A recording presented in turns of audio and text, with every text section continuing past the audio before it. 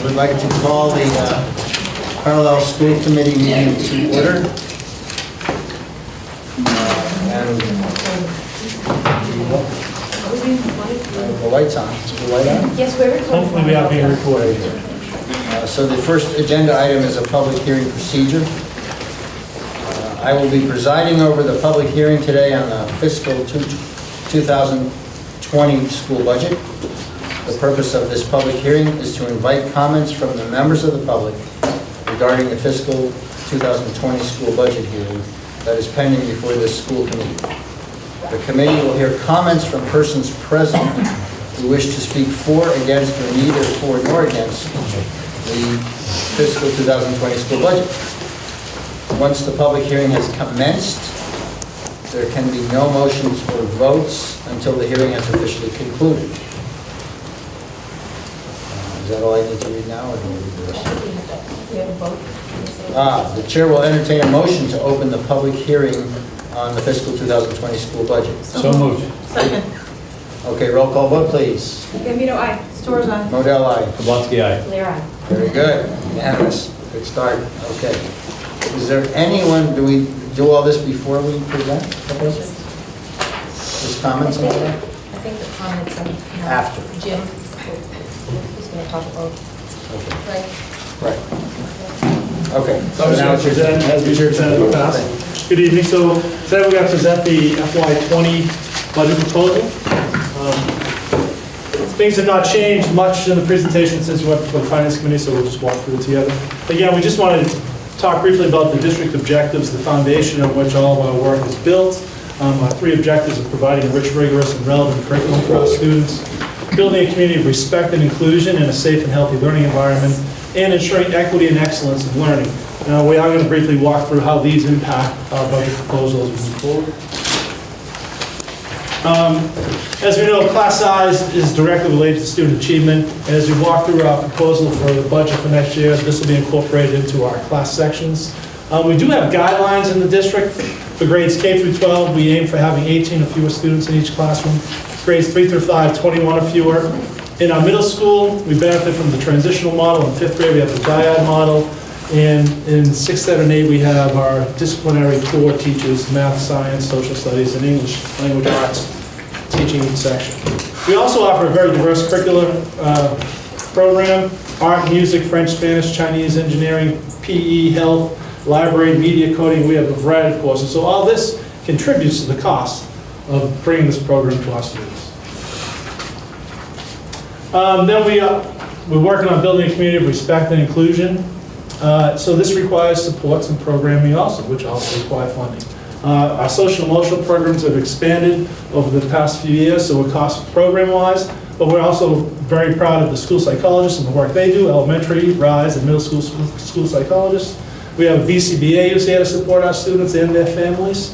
And then we have a variety of school-based programs: social groups, advisory, Olveus, buddy program, child success, all programs designed to support students, but do have costs associated with them. And then we seek to ensure equity and excellence in learning for all of our students. So we have a multi-tiered approach, which means teachers in classrooms modify their instruction and vary their instruction to meet the needs of all students, hopefully. But we know that students have additional needs. We have Tier 2 supports, which brings programming to students in their regular education classrooms, and it provides pull-out services that helps them develop the skills they need individually. We also have Tier 3, which is special education support services. So we have a variety of support services provided to students, but these, again, have budget implications, as do all the programming. And then additionally to Tier 3, 1, 2, and 3, we have out-of-district placements. We have students who we cannot meet their needs effectively within our school, so we have to provide them with the best placement possible for their educational growth, and that, again, has cost associated. So we put all this funding, we're going to be asking for funding for next year. All this goes into our programs. We have a great program, and the question is it working? And we say, yes, it is working. We're able to support all of our students and help them reach success. Parents feel that we have a student-centric environment here. We also, among the highest performing districts, if we look at some of our standardized assessments in the Commonwealth. So we feel that we are doing what we say we're going to do for our students, and it is a success. So now we look at some of the data we bring together to incorporate into our budget proposal. We do look at historical enrollments. So you can, if you look down the bottom, or the top of the year, 2014-15 up to the projection for 2019-2020, which is next year. You can see we see some fluctuation. We've dropped down from a high in 2014-15 of 646. This year, we started the year about 608, and we're projected next year, these are all projected ranges. We're looking to have about 591 to 609 students at the start of next year. You can see we do experience, it seems like we have consistent growth once the class starts. In kindergarten, we see usually they come up by 7 or 8 points over the course of the 8 years in the district. So that's just some information that we use to build our classes for the upcoming year. These are our projected enrollments and class sizes. If you can see on the left, we have the grades. And then to the far right, we have, well, in the middle, we have this year's sizes, and we have the projections for next year. So our class projections for next year, we're hoping to stay within our guidelines, which is 18 and fewer in pre-K through 2. Maintaining the same number of sections we have presently. In grades 3 and 4, we're going to be right at the edge of our guidelines with a projected 21 students in each of those classes. 5th grade, we're looking at about 16 students per class in the 6th grade, and then 18 students in 6th, 7th, 8th grade. We're asking for 34 sections, which is a level service budget. Level service from this year, we have 34 sections. We're hoping to have 34 sections next year and be within those guidelines. So, the 2020 budget proposal, we're asking for $11,634,251, which is a 3.79% increase over FY19. We also do point out that the net change to the town is about 3.57%, because last year the town asked if we could incorporate $25,000 from our long-term capital, which we traditionally get for building maintenance, into this year's budget. So that we just want to make sure that that's understood. But the chart, as you see here, the blue bars are the budget for each year. So that this year, as I said, $11,634,251. And the red line, which charts the percent increase over the year before. So this year we are, as I said, 3.79% increase. We did point out just our historic out-of-district costs. We can see this year we saw a large increase in our out-of-district costs. We do see a relative decrease in our out-of-district costs for next year, but it was still substantial, and that has implications for the budget. That was a big part of that. And I'll show you on the next slide. In this case, this is our Munis account detail, just accounts for the increases. It'll show you the increases in the different line items. You probably can't see a gosh darn thing that's presented right here. But what we did identify, we teased out down the bottom, is that overall increase, if we did experience a large out-of-district increase this year, that happens. But if we teased out the out-of-district increase, we're really looking at a 1.99% increase in our overall budget from this year to next year. And then finally, a little district comparison. This compares us to some regional districts. Concord, which is also a pre-K through 8 district, Dover, Lincoln. And you can, if you look at the different aspects, per pupil cost, we're right in the middle of the range there at $20,395 per student. We're in the lower end on the amount of funding we spend on administration and structural leadership. We're on the high end of the direct services to students at 54.94%. So that is our budget proposal, and that is what we're looking to have supported so we can move forward next year. Jim, do you have any data, this isn't the first time I've asked, on plans and projections for the future? Plans and projections. What is our budget going to look like 3 to 5 years from now? What percentage of growth do you anticipate that the district's going to have in terms of whether spending or students? So we've projected out 2 years, but we feel like any further projection beyond that is really, it's a lot of guesswork. So we really don't have any solid projections on what the incremental increases will be over the next 5 to 10 years. We're working on gathering data to make it more specific, but that's When can I look forward to seeing that data? to see the projection, 5 to 10 year projection. We could bring something forward to the January meeting. I'd like to see that. We could bring it forward. its accuracy, we'll look at that then, but we'll bring some with Jim on me. Other questions? Any other school committee question? Present?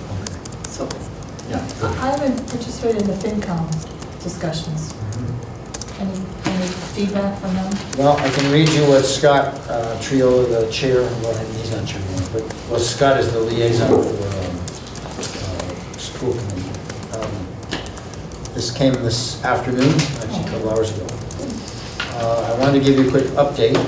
FinCom plans on sending out the FY20 guideline letter later next week.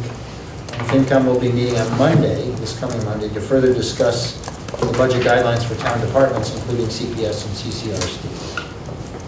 FinCom has not had any significant discussion about the CPS budget since we met with you, which was November, 29th to 30th? yeah, late November.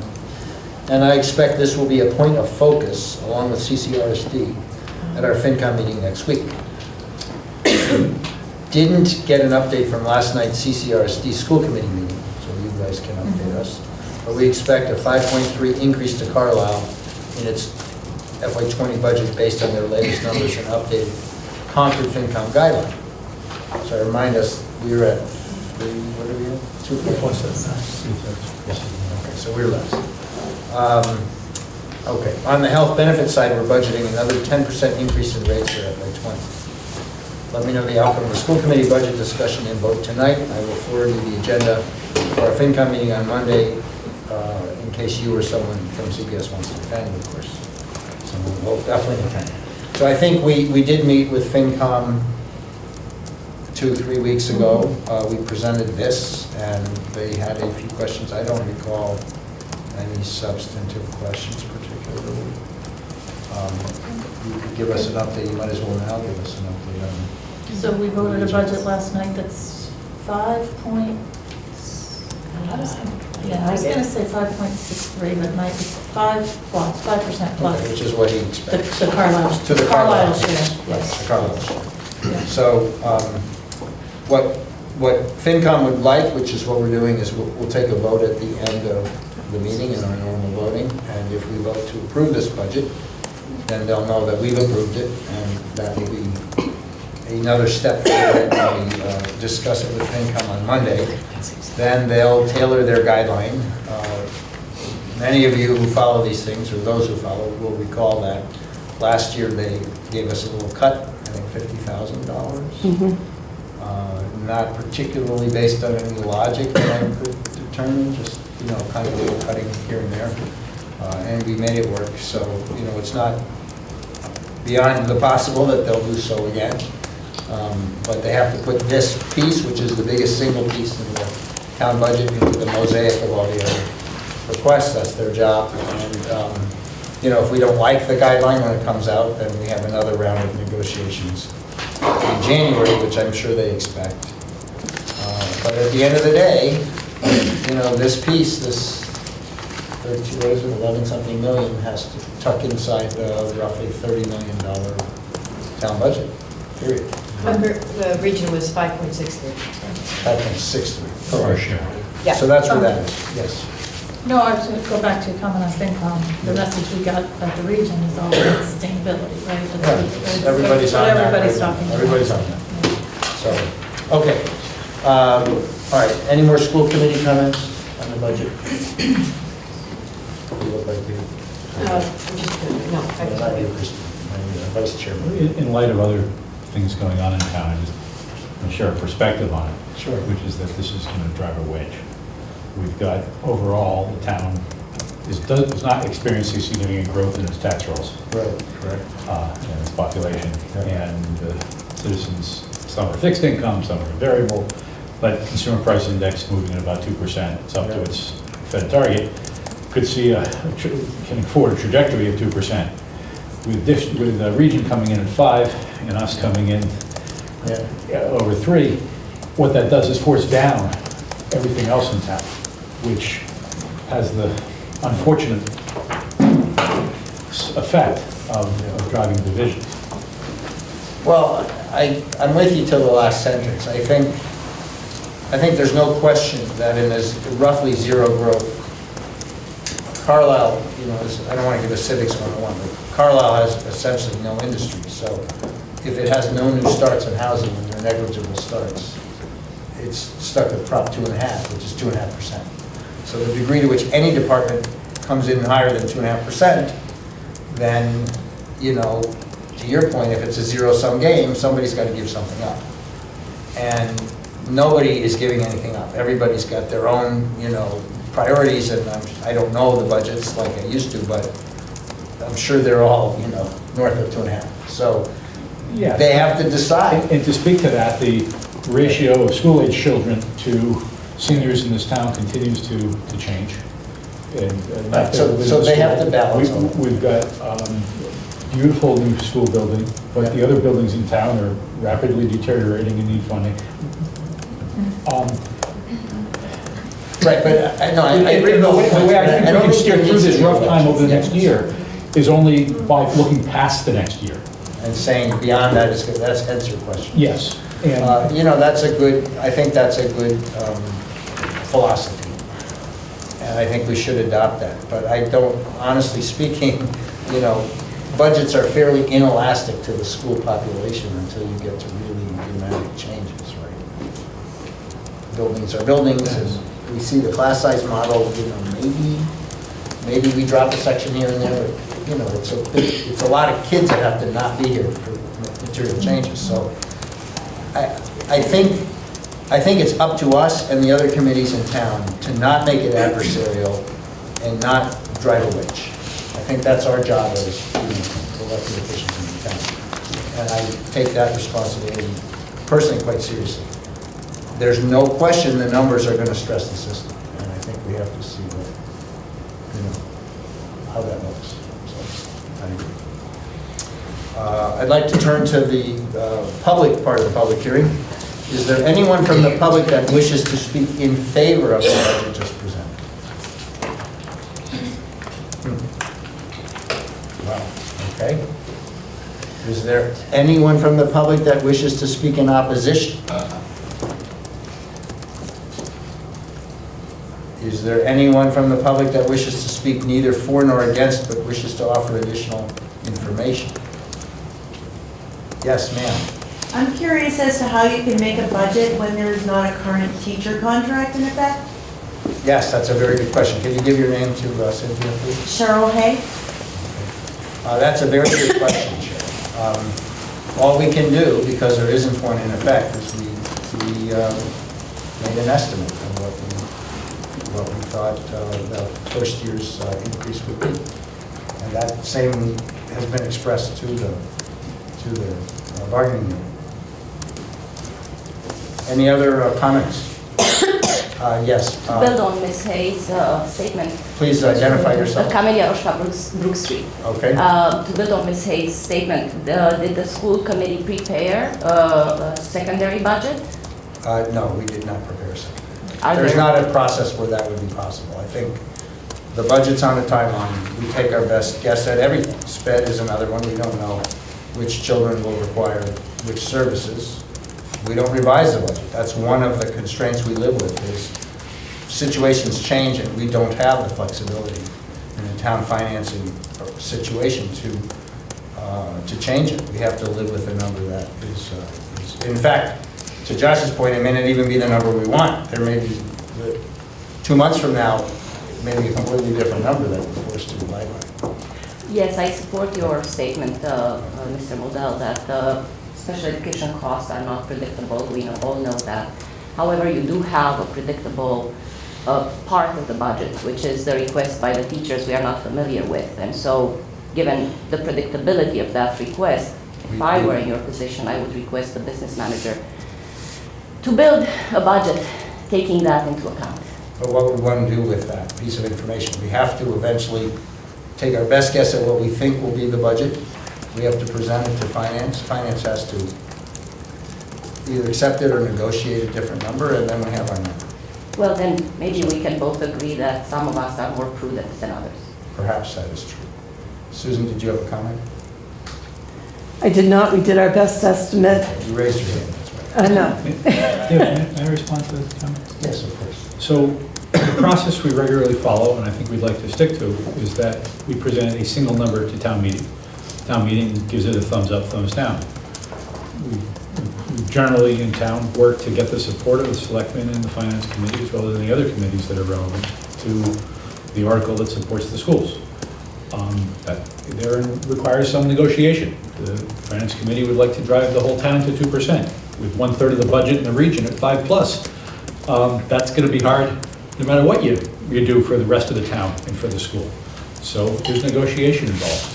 We not just estimate, but we work to build ground up. What does it take to provide the services that we wish to provide to our students? What do we think is reasonable that we can go before the town and say, this is important for our kids, and this is mindful of the financial realities. And we have to come back with a single number. And you back up the timeline from when we go before the town meeting, for when it has to get published, for when people have to approve it, and pretty much we're left with now. So Yes, this is, thank you, I appreciate it. We are again on the same page, I'm familiar with the process. When I make budgets, Well, I let's create keep other to, we budgets. don't need philosophy at the moment. It's not philosophy, it's a pragmatic statement, sir. Okay. Are there any other public comments? Yes, sir. David Ely, Rutland Street. I would submit to you that with limited dollars, we need to maximize the return on our investment that we spend on an annual basis. Yep. I think the investment in our schools maintains our property values in Carlisle more than any other investment we can make. Right. So I think it's critically important that we support our schools, we continue to support our hometowns. I understand there's limited resources, I get that. Carlisle doesn't provide a lot of resources for those of us that live in town. The one reason we all move here is basically because of the school system. Right. So, Mr. Ely, you're preaching to the converted. I think any of you who wish to should plan on attending the FinCom meeting on Monday night at 7 in Town Hall.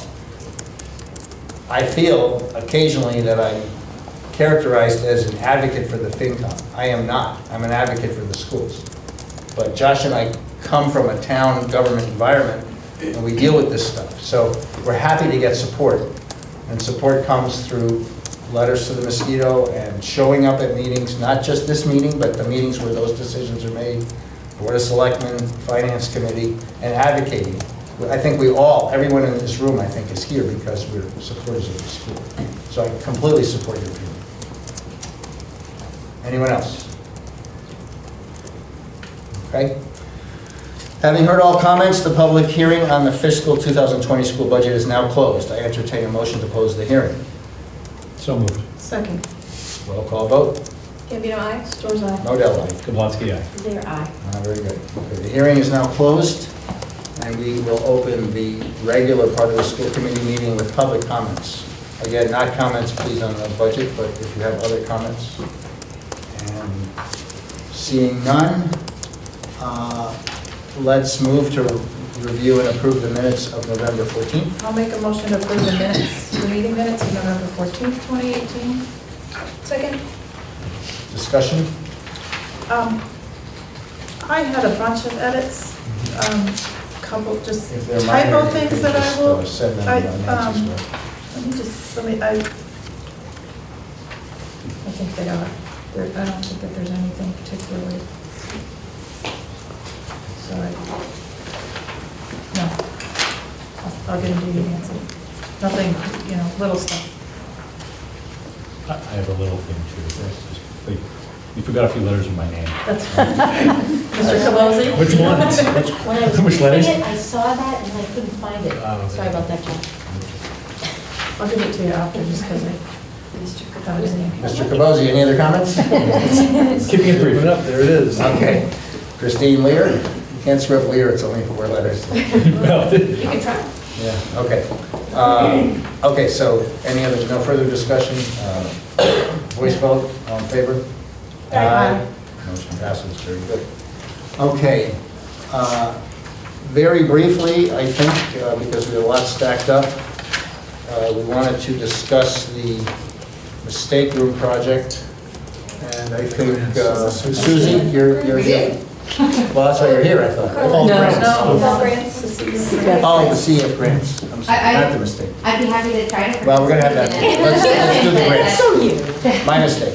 Would you like to tell us about the grants? Oh, sure, yes. Come on in.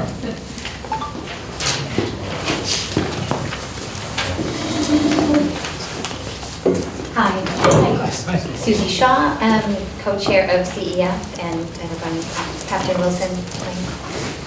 The CEF received 6 grant proposals this fall. We reviewed all the grants at our board meeting with both principals and the superintendent in October, and we've committed to funding 4 grants this fall for a total of $10,007. The grants include an art educators conference in Boston for Rachel and Courtney. The conference provides visual art educators an opportunity to promote a more global view of visual arts and inspire fresh ideas using the new national art standards. This year's theme is Collaborate, Inspire, and Be Inspired. And many of the presentations will focus on the integration of collaboration of visual art with other disciplines, such as design thinking, technology, and social emotional thinking. We are sending Megan Cox to the Ron Clark Academy in Atlanta. I believe it's next summer. The mission of the Ron Clark Academy is to transform classrooms around the world by demonstrating transformative methods and techniques that can be embraced and replicated everywhere. Megan hopes to observe the integration of high-quality, innovative instructional techniques and bring them back to the Carlisle community.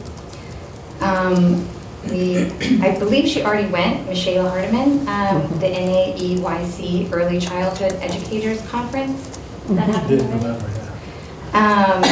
And it's the premier professional development conference for early childhood educators. Michaela is the Carlisle preschool teacher as well as the preschool coordinator for NPEN and plans to share her experiences with the Carlisle team and her NPEN colleagues. And then we also decided to fund approximately $6,100 for Kathy Mackless and 5 CPS special educators for the Wilson Reading System. Kathy Mackless, or the Wilson Reading System is an instructional program used to help students who struggle with reading due to a language-based disability. The program will benefit all students in grade 3 through 8 with an emphasis on Tier 2 and Tier 3 support. The CEF elected to fund 1 teacher to become fully trained in the Wilson Level 1 certification program. And then an additional 6 teachers will complete the introductory Wilson reading course. And then we ask that CPS pay for the Wilson reading kits, which are valued at approximately $900. The board, this is something that we also discussed at the end of the meeting. The board really deeply appreciates the school's commitment to training teachers in these current methodologies, but these we don't see are professional development opportunities that fit the mission of CEF. For years and years, we've seen applications for similar programs and we've sent teachers for similar training. The school committee needs to budget for ongoing teacher training to keep the faculty up to date with the school's adopted methodologies.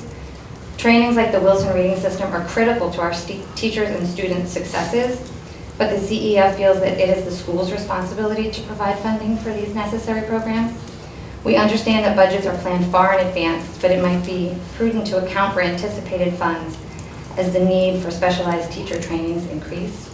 There are many initiatives and conferences that the CEF has enthusiastically supported, including the Challenge Success Program, Building Learning Communities, Education Conference, EdTech iPad Summit, and the Art Link Cultural Connections, just to name a very few. The CEF welcomes innovative and creative ventures, and we want to focus our attention on programs such as these that align with our mission of advancing innovation in the classroom, promoting excellence in teaching, and enabling superior learning opportunities for students and educators at the Carlisle Public School. Thank you. Thanks very much. Any questions? I have a And question did for you. we make a list? We didn't publish a list. We didn't have, you didn't have one yet? Do you need a list of them? I can. I have a question for Accept them. Jim and the administration. Could you present to us, please, the how the funding for teacher training has been spent, not necessarily on an individual teacher basis, but on a broad basis, how, and as well as the rationale for both how that allocation is made and how the overall budget is determined. Thank you. Thank you, we're lucky to have a Thank you very Thank you. much. Thank you So so much. our normal practice is we will wait one for both. Yes. Is there anything that's happening? That we need to Some is accept. happening now. Yeah. Well, Accept everything Ms. else. Shayla did already go, so I think that was okay. And then I think the Wilson Reading System program is going to be implemented, well, this month, I think someone is starting. So you mentioned in the Wilson Reading Program that you're looking for the district to pick up $900 worth of cost, Yes, worth of expense. they're. Has that already been allocated, those kids? I don't know. So that's the principal, he places a purchase order, working with the teachers that attend the PD. So you ordered it when you were there. No, they might go for the training, come back and write up a purchase order for Are we materials. budgeted for something like that? Or, We have money for Because- supplies, but we did not know up front that this was going to happen. They because most just, of the money I recall is already encumbered. yeah, Is it 900? Is this a fiscal 19 expense? Is that what you're Yes, we would be able to allocate monies that we have available now to cover that. And I agree with Josh, it's mostly encumbered, but we have a little piece on where we are financially, yeah, coming so up. we might be able to find $900, but. I'm more than willing to go back to the board and talk about it as well. But I'm just, what is our acceptance of the grant to train the teachers for a program where you encourage the district to buy the kits when we don't have, if we may not have the money to buy the kits, what is our acceptance of the grant imply? That's kind of what I'm wondering. Well, in our discussions, when both the principals and Mr. O'Shea were with us, this was such a important and critical program that they really wanted to see somehow happen, that we decided that we would go forward and fund almost all of it, but we kind of stopped short at some of the packaging, you know, I understand. and so we could have only funded one teacher We will find the to kids. do it. We will find the kids. It was sort of implied. Yeah, it wouldn't make sense to. My Sort of my question is without us understanding is we own funding the kits, so we can kits and actually we'll go implement it further once the on teachers. purchase. Yeah. Okay, that was what I was going to ask about. Thank you. But if it does become a hardship, I could certainly come back to the Sometimes board. they Okay. But we already. Thank you for your hard work. Susie, why don't you hang around for a minute? We'll jump to item C, just in case there are questions. Item C is the Okay. Performing Arts Studio. So I just want to, because Sarah couldn't be here today, and Sarah and Susan and I had some conversation, in part prompted by questions from Cynthia about the liability of the expense if, we begin the project and we engage the contractor and you guys have the money and whatever. So we've worked out, without getting into all the details, we've worked out an arrangement with CEF that a significant amount of money will be provided us in advance to cover the first tranche, and the project itself is not expected to take a long time, and that the remaining money will be in escrow and will be available to us. So for those who may have had any concern, Josh was one, and Cynthia perhaps speaking on behalf of others was another, we're pretty satisfied that we're, it's a very generous offer, and we don't feel the school or the town is putting itself in any risk position. So any other questions about that? Thank you for your. Susie, thank you so much. Thank you. Thank you very much, thanks. So Mr. Flannery is not here, correct? So, as is the case with David, he had another training that was going on at the same time, so he's gonna try to make it. All right, so we'll wait. From the other training, but No, let's wait. and instead, I can introduce Rob Furtado, who is our new Introduce facilities Rob. director. So Rob, please stand and be recognized. Rob is our new facilities director. Welcome to Carlisle, Rob. Rob's been here since December 1st. Right, And I think we're going to enjoy this month. He's had a great opportunity to work with David and meet the faculty and staff. Smile for Cynthia. Why don't you She's impressed. come around, Rob, for the camera? Oh, did you? I got him. Yeah, go in the front. So we There's a video camera that's. Because we, Smiles away. Oh, I see. We don't have TV. Oh, wait, now it's going to be on we television. don't have the Mustafi, we don't have the Mustafi crew here today. I didn't tell him this was part of the scenario. Did you tell him he has to sing his school fight song? I think this is other- No, but I will say, like, so he's been here now for over a week, and yes, they did a luncheon, and Rob's one to jump right in and get him. Talk about jumping right in, his very first, I think, hour. In here. His first, his I think first, it's getting pretty hot. Yeah. his first hour on the job, we dragged him into long-term caps. Yeah. So it was literally 8 a.m. on the very first day. Okay, Rob, welcome.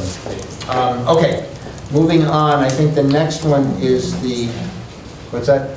I want to go home. Yeah, you can go home now, thank you. Unless you want to stay. That's what Mary said, Mary W. So the first of the sort of discussion issues is the Carlisle Rec and Council on Aging Community Center proposal. Is that what's first? Are they out here? No, I think they're here. Linda? Oh. Okay, get the door. Okay, well, come on in. I think I said 7. Did I say 7:30 for that one? I was supposed to say. Okay, come on in. Come on in. You can come on up, you guys. Come on up, please. David, and Linda, you're welcome to come on up. You don't want to come up? And Holly's here. All right, come on up, everyone. Grab a seat.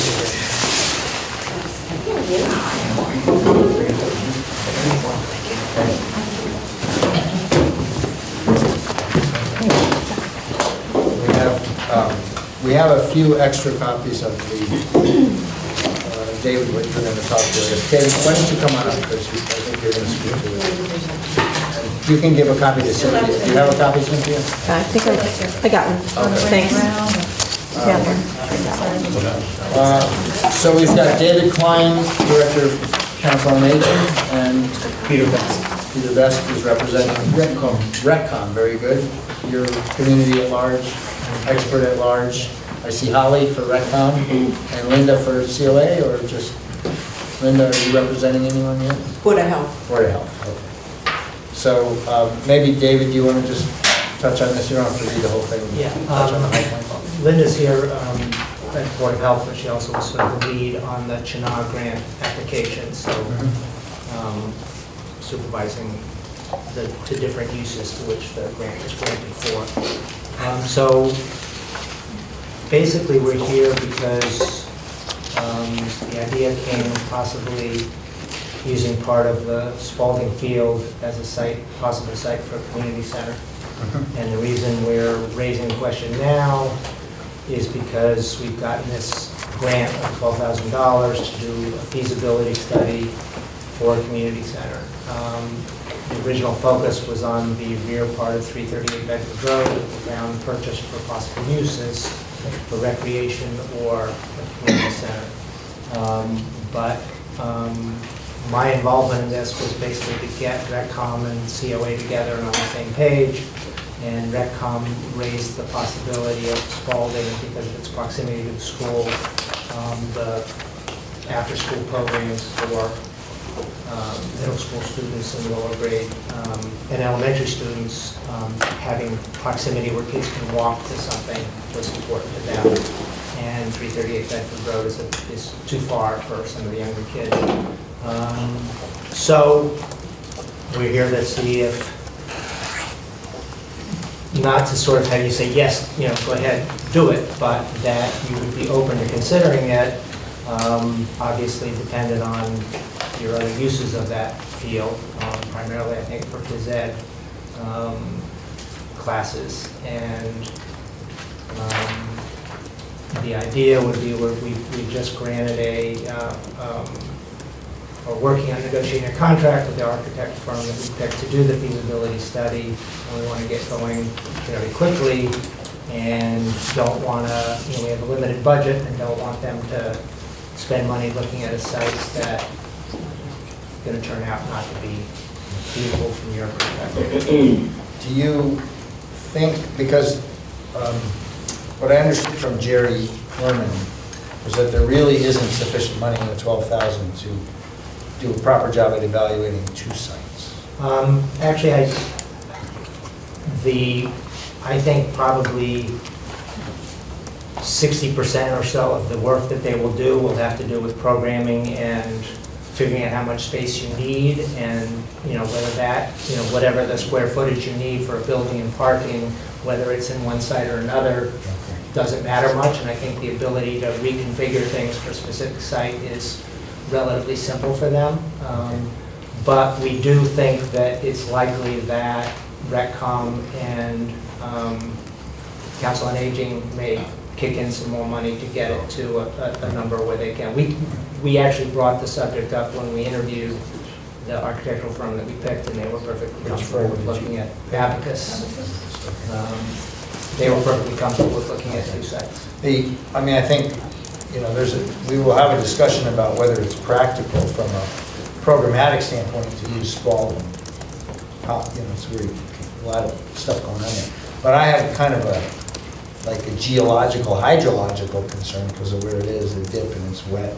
Anybody's played on there, coached on there knows. So, that itself could be very expensive and is pretty important, right? In other words, we could debate about whether there's room and parking and whether the kids can move over, but, if that little patch of land can't really support a structure.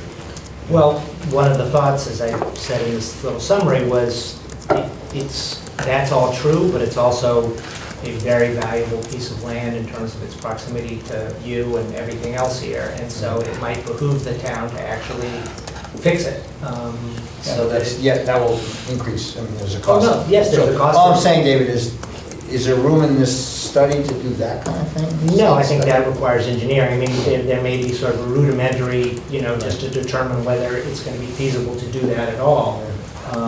But I think, independent of the community center, it's something that should be looked at, because, you have issues. My understanding from talking to folks on rec who talk to people at the school who deal with the fields is that the condition of the field and the difficulty to maintain them because of the things you just mentioned makes it problematical. And it's sort of like, as a town, you could look at it either way. We can't afford to fix it, but we can't afford not to fix it because it's too prime, it's a prime location. It's the, for all the reasons you know. Mary? Oh, I remembered years ago, when we talked about building a school there, potentially relocating the school there, so I don't have access to the record, so I went to the Mosquito, but, HKT determined back in 2001, and I'm quoting the Mosquito, Cynthia, that it's marshland and major excavation would have to take place to remove unsuitable soils, blah, blah, blah. So, to your point. It's one thing kids get money playing baseball, it's something else. Yeah, so that's what struck me, but just from a, So that, I think, I see that as sounds like it'll be expensive. I see that as a gate, David. We could have a debate about, whether there's enough room to support a parking lot and a building and some fields, and I know that Drew McMorrow, is an advocate for turfing the rest. Maybe with drainage, the turf would be fine, but unless we really seriously look at the incremental cost of actually building on that location, it's kind of a debate in a vacuum. But I think that's really part of the feasibility study. But not the Well, no, some part of it. I don't think they're going to obviously engineer. have to tackle that part before they could get funding for real money to build anything. Yeah. I think what he's coming before us to say is, should they even bother looking at that? That's really the point, Dave. That's right. Should we even bother looking?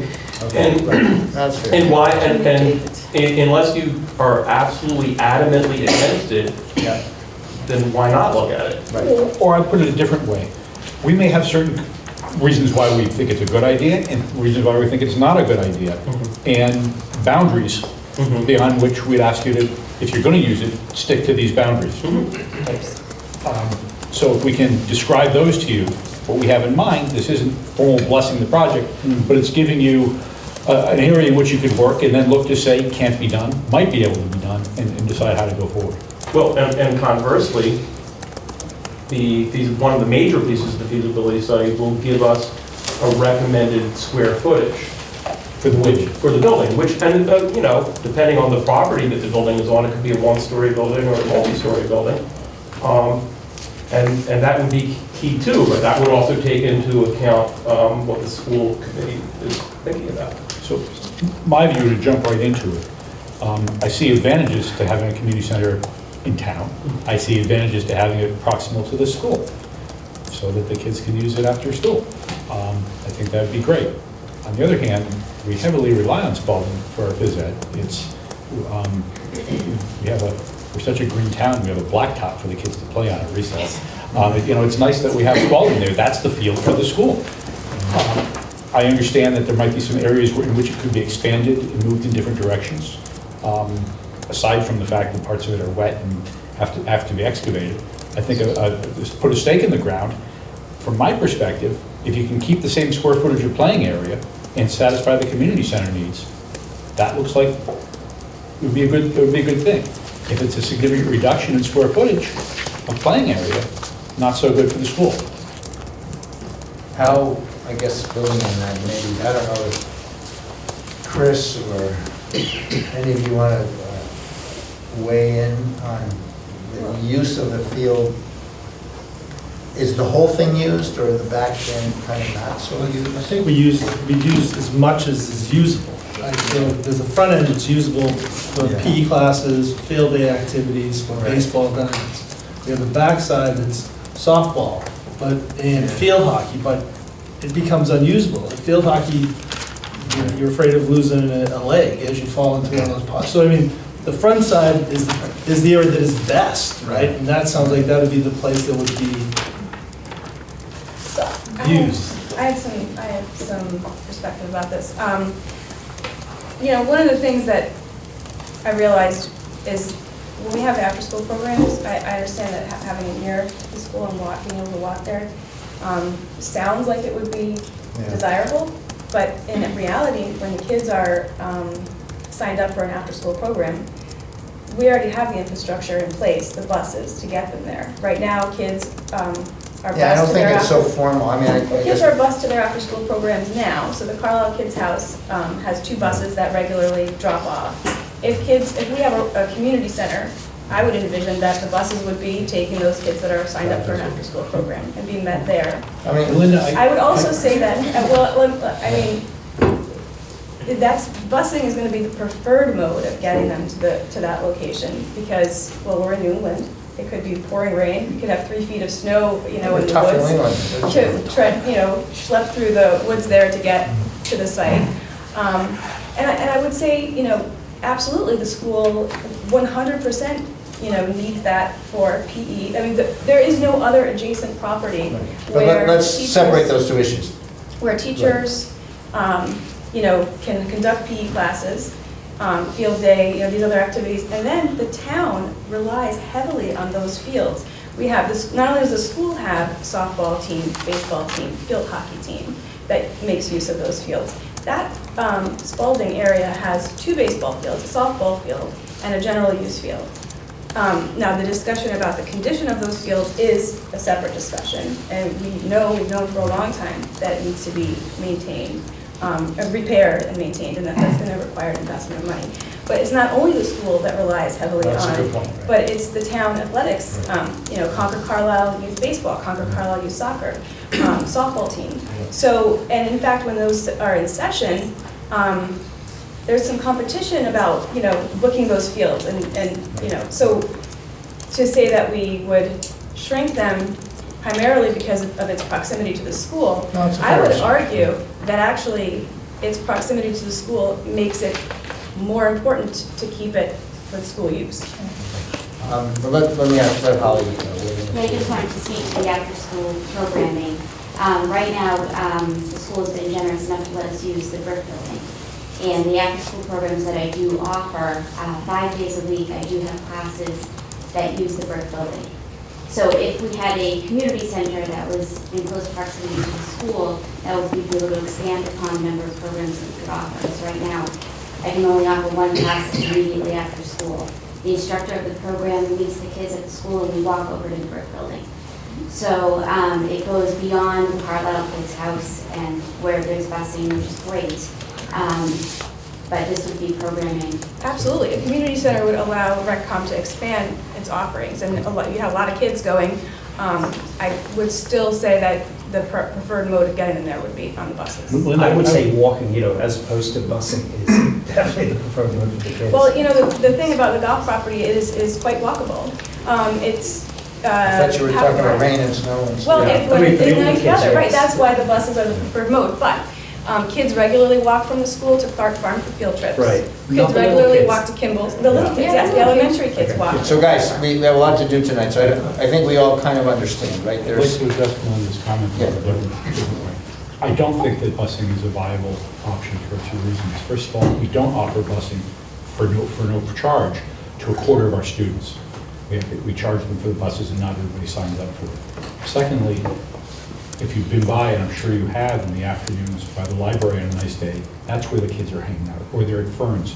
The ability to move back and forth between these places is key to forming community. Well, you're talking about middle schoolers, so so busing is more relevant for the elementary schoolers. Middle schoolers are released, no, but into- Josh's point is relevant. There's a drop-in component to the community center that is not a scheduled activity. Yes. Just one other quick thing is, as I noted in this, one of the thoughts is that if we were able to, through all of the hoops, be able to do a community center at Spalding, the back of what's now called the Mosley land is the official name for it, would be available for recreation fields. So there essentially, there'd be no net loss in terms of town recreation fields. I understand that there's an impact in terms of potential for phys ed programs. Is it level? I guess it could be level. Yeah, it's very good, and it's 3 acres or so of usable land, and so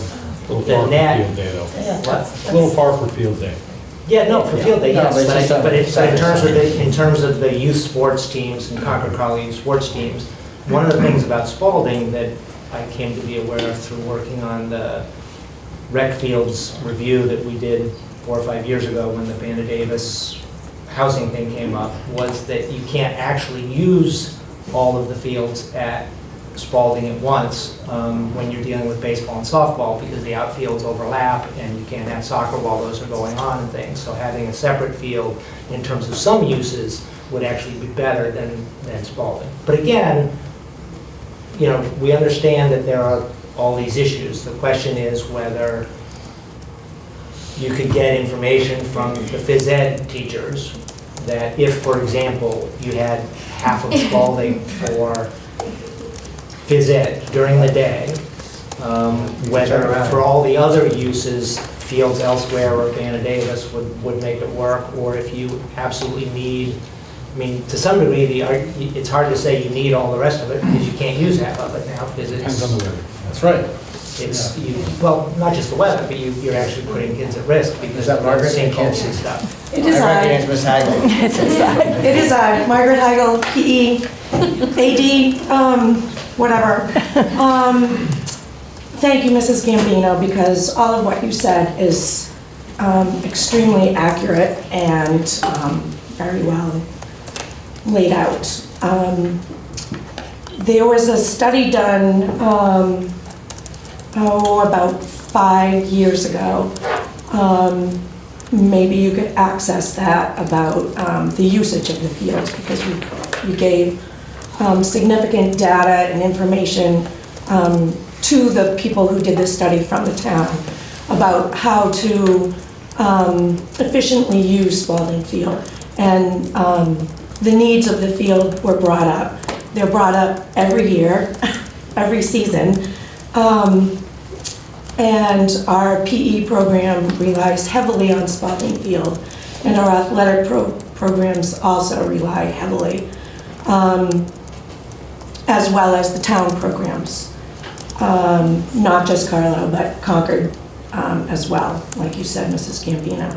So perhaps looking at that previous study and talking to Mr. McMorrow, I could give you a lot of names. I remember going to the town hall meeting about this. And then we just recently had someone come and give us information about what the field actually needed in order for it to be safe for our students. And the people that I spoke to after that information, they just said the whole field needs to be, kind of ripped apart and redone totally, so that it provides a safe surface for our students. Right now, it is not safe, and I feel strongly that it's a liability for the school. So Margaret, two Needs to be follow-up addressed. questions, thank you. One is, in the recommendation you just talked about, are they advocating for a turf field or just? I haven't heard anything about a turf field. That would be heaven. But the study you just, the recommendation you just referred to, is that available? Is that a written I recommendation? can send you a copy of that. That's the 5 It years came ago. before this committee 5 or 6 years ago. No, but Margaret's also referring to a current recommendation specifically to the town, right? Or to the school? There was a study done about 5 years ago. That's all the same study? Right. Okay, it's all the same study? I've never heard of anything having to do with turf, but Okay. I'm all for it. I would really want to encourage the RecCom COA to sort of bring this under the master planning process. We have 3 pieces of land, Spalding, Banta Davis, and the Mosley property right now that, and I know there have been visions in the past about what we could do for an athletic complex. Increasing the number of tennis courts, increasing the number of playing fields. And I think that's probably the place to do that. What do you, David, you're planning it, what do you think about that recommendation? Well, I mean, we basically are going to do a feasibility study in the next 6 months for this, because we have this grant. But is a $12,000 grant driving? The grant is for looking at building use, so as David mentioned, part of it. And siting, but most of the product that, as I understand it, we'll be getting from the architect is building size, functional space within the building, and then there will be siting, parking. There should be some outdoor space, space around there, and it should be accessible. Whether through walking, and the golf property, or the Mosley property, is on the existing pathway network, so it is walkable. The Spalding Field, from that perspective, and from driving perspective, is less accessible because it's on a one-way side street. It would be a far safer and easier property for most people to drive into than off of Bedford Road. Well, let's not. Well, anyway, so- No, that's not, anyway, I okay. think, So guys, I think when we're talking about a timeframe, right now, we do have the grant. We are going to get a product from the architect. Wherever that building goes, it will, in the future, presumably, this isn't going to be a few years long process. This isn't going to happen right away. So I think it does make sense to put it in the context of the master plan. so let's talk about the time frame. Your study is pretty quick? Yeah. Yeah, but you're talking about the master planning. We were intending to do that all along. This will feed into Of master course. planning. Yeah, that's Again, something. But I mean, for a 60%, broader, right. 60% of the study might have to do with use, but 40% is going to be site-specific. And really, we're not here to try to convince you that you don't need Spalding. But that's up to you to say. And if Josh even generously said, if you don't reduce the amount of field we have, and the question is, does that mean only the part that Jim said you're able to use now, or does it mean the entire thing, much of which you can't use? Or is it really just the front of it that serves those needs? And if you really do want to retain all of it, then I think, it doesn't pay for us to have the feasibility study. But I think I'm trying to merge, what will be a deliberative process here with your short-term need, which is like next month. When do you need to decide work scope? Yeah, I'd say a month from now, because they can start and we can work on the use part of it and the space needs use of it initially. If I understand correctly, you don't need a final determination from us saying that we approve the plan, but rather simply direction about under what conditions we might in the future approve it. I take it as It's reasonable to should say. they even bother looking at Right. Spalding? So Forgetting conditions and all that. Right. So my question, David, or either. Wait, I'll freeze it over as one condition? if you went ahead, if we said, you know, okay, we don't know, but why not try it, and you look at this, how much, what's the out-of-pocket delta to say to Abacus, look at, you know, because most of their work's going to be, 60% is what does the building look like, the parking, blah, blah, blah, and 40% is if you plop it down here, it looks like this, and if you plop it down here, it looks like that. Right? So it sounds like, you know, 40% of 12,000, it's like $4,000, right? Well, They actually gave us an approximate price of $20,000, which is the additional money. Which is additional what's money. the incremental piece We don't of know. just saying you're going to look at Mosley versus the two? Well, we're going to go back and negotiate with them on the difference between our grant and their price. And if we basically said to them, it's only one site, Yeah. then we will negotiate hopefully a lower price. And if they're going to be looking at 2 sites, then it's going to be some But more are we money. I talking- don't know what. I mean, I don't want you to that is. conduct a negotiation in public, but Right. my point is, this is a multi-million-dollar thing. Eventually. You know, the insurance policy, if you will, to go ahead and look at, to your point, the advantages of Spalding, despite all the disadvantages to us, are real. Is it worth a few $1,000s to have that data? Because I think it's gotta go through that. Exactly. It is such a small extra amount of money So- just to take a look at it. Right. And it doesn't mean that there's any obligation in any way. Right. But if, at the end of the day, someone says, phys ed needs all 5 acres of Spalding, then that's that. And theoretically, you could know that fairly soon. Well, okay, so I think, I mean, I guess we can dig out that old study and consult, obviously, with the experts who were here about the needs, but we won't know whether, you know, there's a Mosley option. I mean, I think we can take it on ourselves between now and the next meeting, a month from now, to do a little further investigation and come back, you know, at this meeting a month from now and say, we've looked at it and either we're okay, you know, it seems reasonable we should look at it, or you know what, we looked at it and it's a non-starter. I mean, that we could do. That would be great. And if that fits your time, I guess that's all we can do. I don't think there's much else we can do. So that would fit our time. But it does, you know, you've raised some very important issues, and I guess we should get a copy of that 5 years, that 5 years ago study. And we should all See that.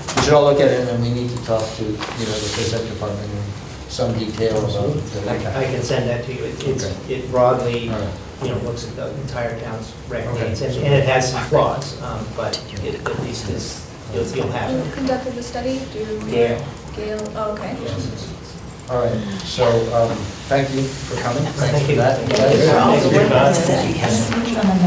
The 9th, okay, January 9th. Is there a So you actually pick up a few days. Okay. Okay, all right. Mr. Spence, you're up, buddy. Thank you for coming. Okay. All right. I'm with the Trails Committee. Say your name, please, for Warren Spence, Carroll Drive. Carol Drive. You know that? I'm with the Trails Committee, and we recently built a large boardwalk on the Rogers Connector Trail. And that means the trail is you can walk on the trail in any weather, at any time of the year, where previously you might not have been able to find the trail. As a result, it's very likely that people with dogs are going to walk on that trail. And there are signs on the trail that and the field is closed to dogs. So what we would like to propose is that we move 150 feet of the trail off the field and into the woods. And we'll close, you know, an entrance of the trail, and the entire trail will be off the soccer playing fields. And then we'll add a small parking lot connection. The trail is actually there, but we'll probably put signs there to make it more obvious that you can get there from the parking lot. This way, people who have a dog and they're walking from Stern Street or Rogers, they'll see a sign, they will not go on the field, and they will have a trail that they can use. Students, other people, they're not going to want to go on that trail necessarily. They're just going to go on the soccer field and just go, you know, this is the way they've always been, you know, this is what they're going to want to do. So that's what we'd like permission to do. And is the Trails Committee going to handle the work of doing the move? Or Yes. creating that? Yes. Well, I just want to say thank you for thinking of this, because you probably make dog owners and students very happy. Particularly the 160 feet boardwalk. Yeah. Yes, and thank you for that. That was a volunteer effort, right? Over the Well, weekend? we actually got volunteers from Rogers Road who wanted to actually use that trail. So it worked out very well. Perhaps I don't understand, but is there any downside to this? No, there's no downside. No. There is, I will, I think I may have shared this with some of you, but I did check with Tim Goddard and Town Council. Well, I didn't check with Town Council, but he did, just to make sure that there's no abutter issues, because we do need to know that, and there are abutters, I forget their names, you look them up, a couple people. And what I understand is we are completely within our rights to move the trail anywhere we want. The one thing I would say is I think we would, just to be absolutely transparent about the whole thing, we would probably, you're not going to do this work in the winter, right? Probably not. Right.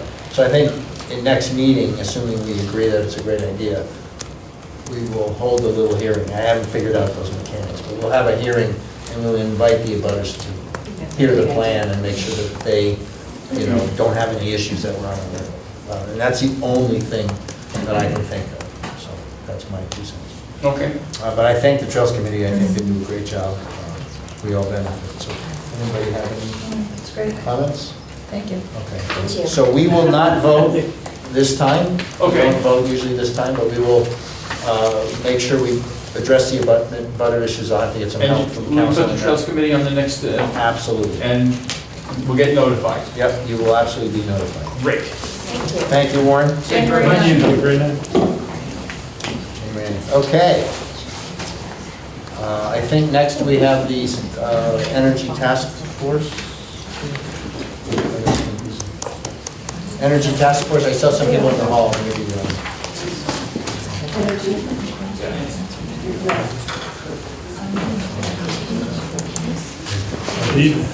No, it's not. No. It's not that you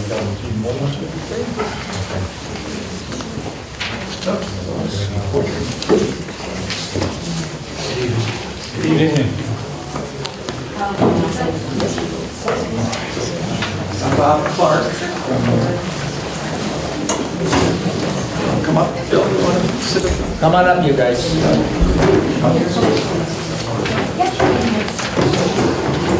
lot of guests. It's very social evening.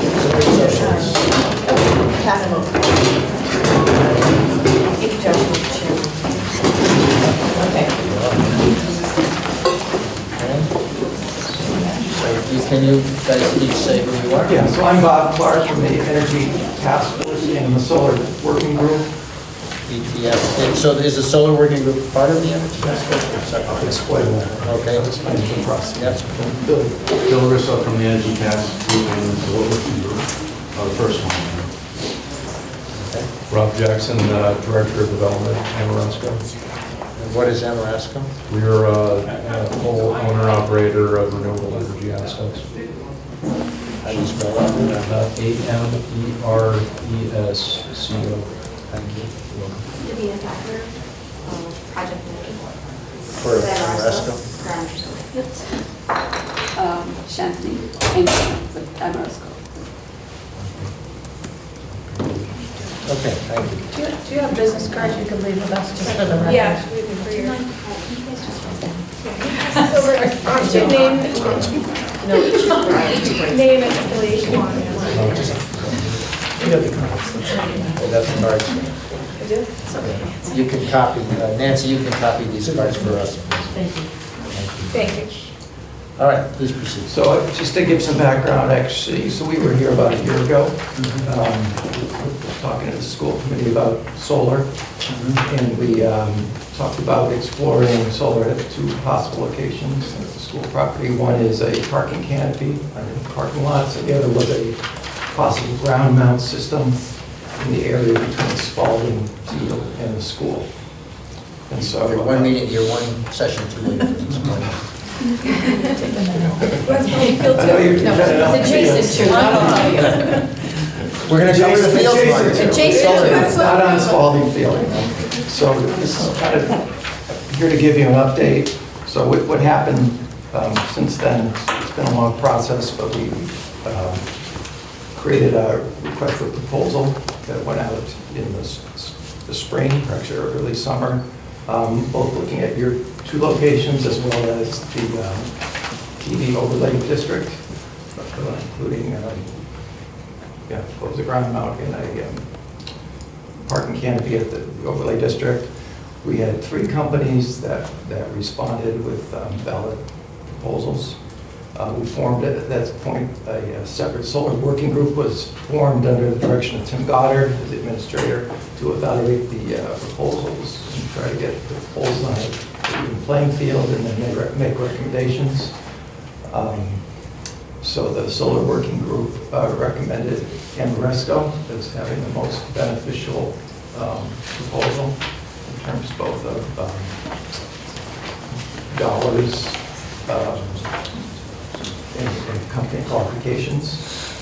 And then this fall, the Board of Selectmen, in basically 3 meetings, but the Board of Selectmen approved moving forward with the 2 parking canopy project, and not moving forward with the ground mount options. This is for the transfer station? Both locations. And they were concerned about, probably the biggest concern was the amount of trees that would have to be clear cut to create ground mount systems. Even though the economics were best with the ground mount, but that was their largest concern. And so at the last meeting of November 12th, where they approved that, it's approved with also the requirement that we come back to them with more of the aesthetics, renderings, and finals, negotiated items. And then decided at that meeting a month ago to create a sort of a negotiation, a solar team, so a contract team that would work with the developer and represent different factions of the town to kind of get the best solution and have everyone on board with the project. So everyone has this handout, I think. Am I the only one confused about what the selectmen voted? Yeah, well, I think I know what the selectmen voted, but I just want to clarify, my understanding is that the selectmen can decide the use of town property, but not school property. Correct. So that the town itself, by bylaw, sets, not the selectmen set what the overlay district is, and that the school determines the use of school property. Correct. So they approved it from there, and subject to the school it's fully subject to your approval. So Thank you. Thanks for that. Yeah, so they can. But for all cases, Bob, they felt that the ground mount would be too environmentally impactful. Yes, at this time. So, Yeah, but to be clear, they're not deciding for you, but they're saying to get it to the next level. it was the gate to come here. The gate to come here. Did I understand also from, I didn't hear, my conversation with the selectmen didn't point me in this direction, but do I understand correctly from what you just said, that they're proposing that we partner with them on a negotiating committee? Well, there's a negotiating committee, and the thought was that there should be possibly a representative from the school committee there as part of that, since if you move forward, if you want to move forward with this canopy part, then you're part of the team. What? I think that's step 3. Yeah. It's got its future, but somebody has to. Yeah. Step 1 is they had a bunch of, well, maybe step 1 was they picked a contractor and they had a bunch of ideas. Step 1A was they went to the Board of Selectmen and said, what do you think?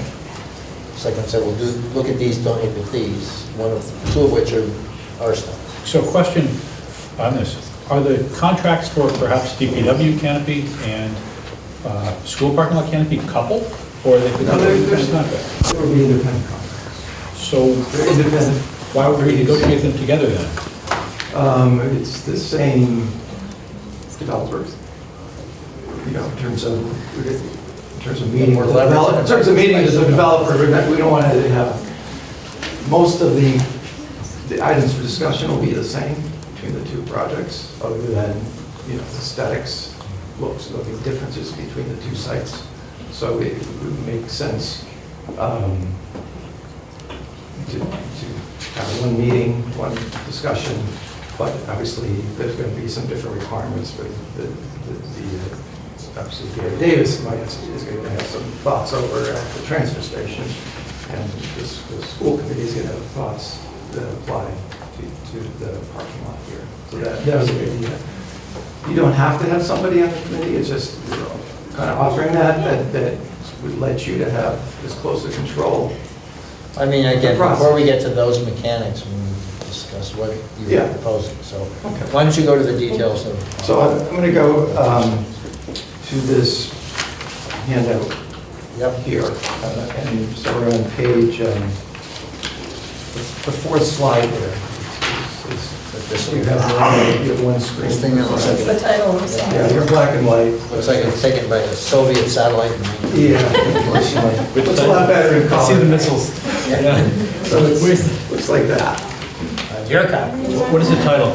Inside Carlisle School, parking lot and ground.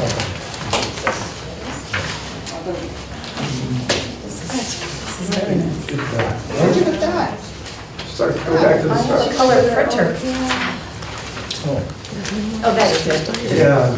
It's this one, girl. Yep, that's why I said Soviet Sputnik era satellite. Yeah, Some of he and some of Mary. this column, but it just identified the areas in the RFP that we originally identified as. It's this thing. This thing. This is better, I think. Well, this is the RFP that is the proposed Amoresco.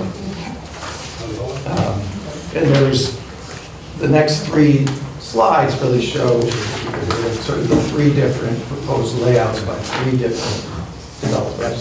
May I back you up just a minute? So, am I correct in my understanding of the process that town puts out an RFP, solicits multiple bids, then picks one to start negotiating with, and then if negotiations work, great. If not, you go on to number two, and that's why we're with number one right now. Yes. Got it. Okay. Yes.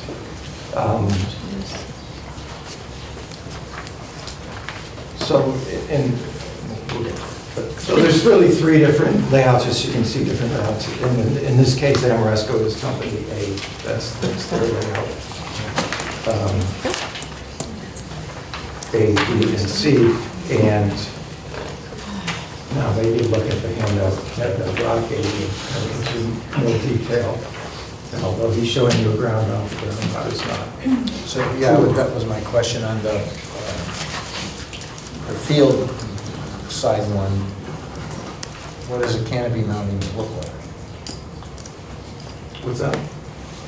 This, I understand the parking lot more or less. Yeah, so this is not part of the project, basically. So this is the total offering for them, but the ground mount is not. So Selectman already said, right, number one, bad idea. Well, they didn't vote for it. So is there... Yeah, you can't put it to them. Take that off the table. Is there a canopy option on field side? There's not. So we're really just talking about one option, which is the parking lot. Parking lot. There's no discussion of... Well, no, so one of the vendors proposed putting actually canopies along Spalding Field. Where the parking is there? Yes. Over the open parking along the road. And- Is it, I'm looking at this, is it that array number one, the one that was sort of discounted, the amount that it puts out is almost equivalent to the canopies that would be in the parking lot, right? They're almost equal, or? I think It's 40+% of the whole. Right. Yeah, correct. Yeah. So it's pretty, I mean, it would be, it's a substantial reduction in the amount of. Yes. Put another way, Melinda. All of them except that is a substantial increase of what we have presently. There you go. Thank you. Cup half full. That's the bright side, yeah.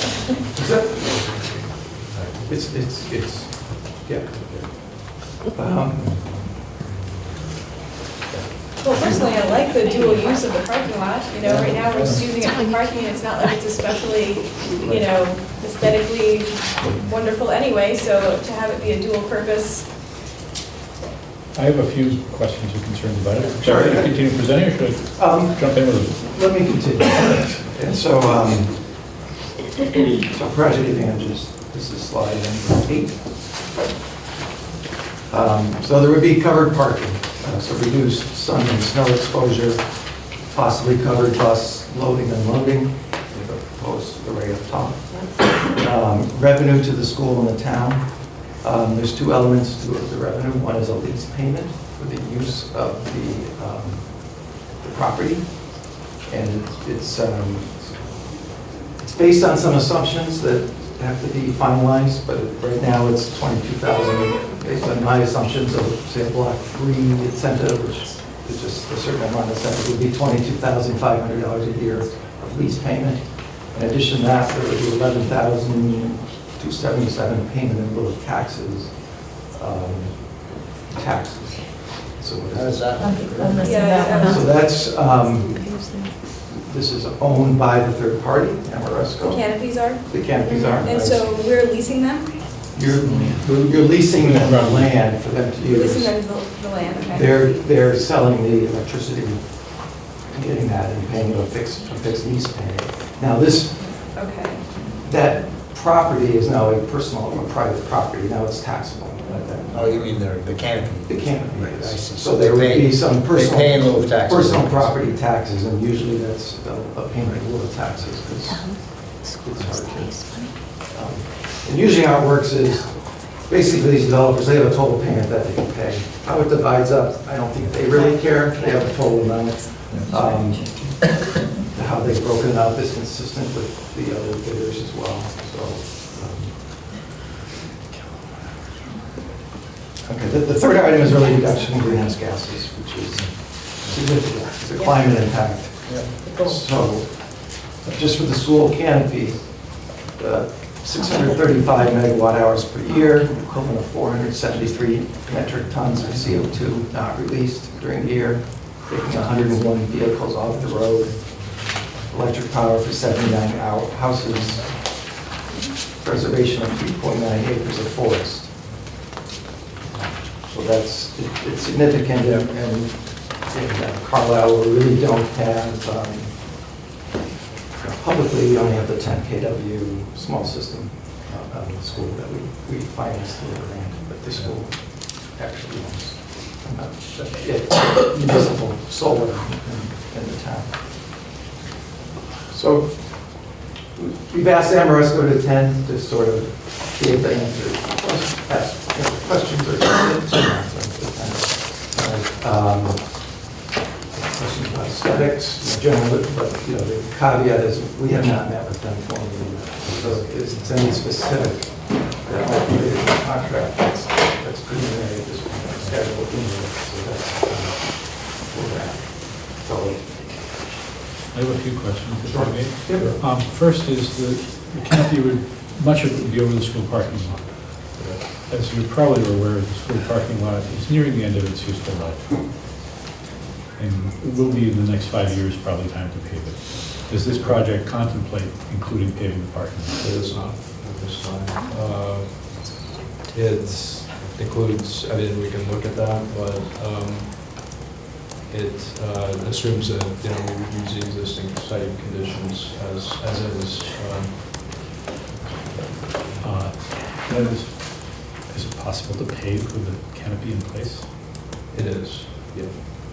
So trucks can get in there and not do any damage?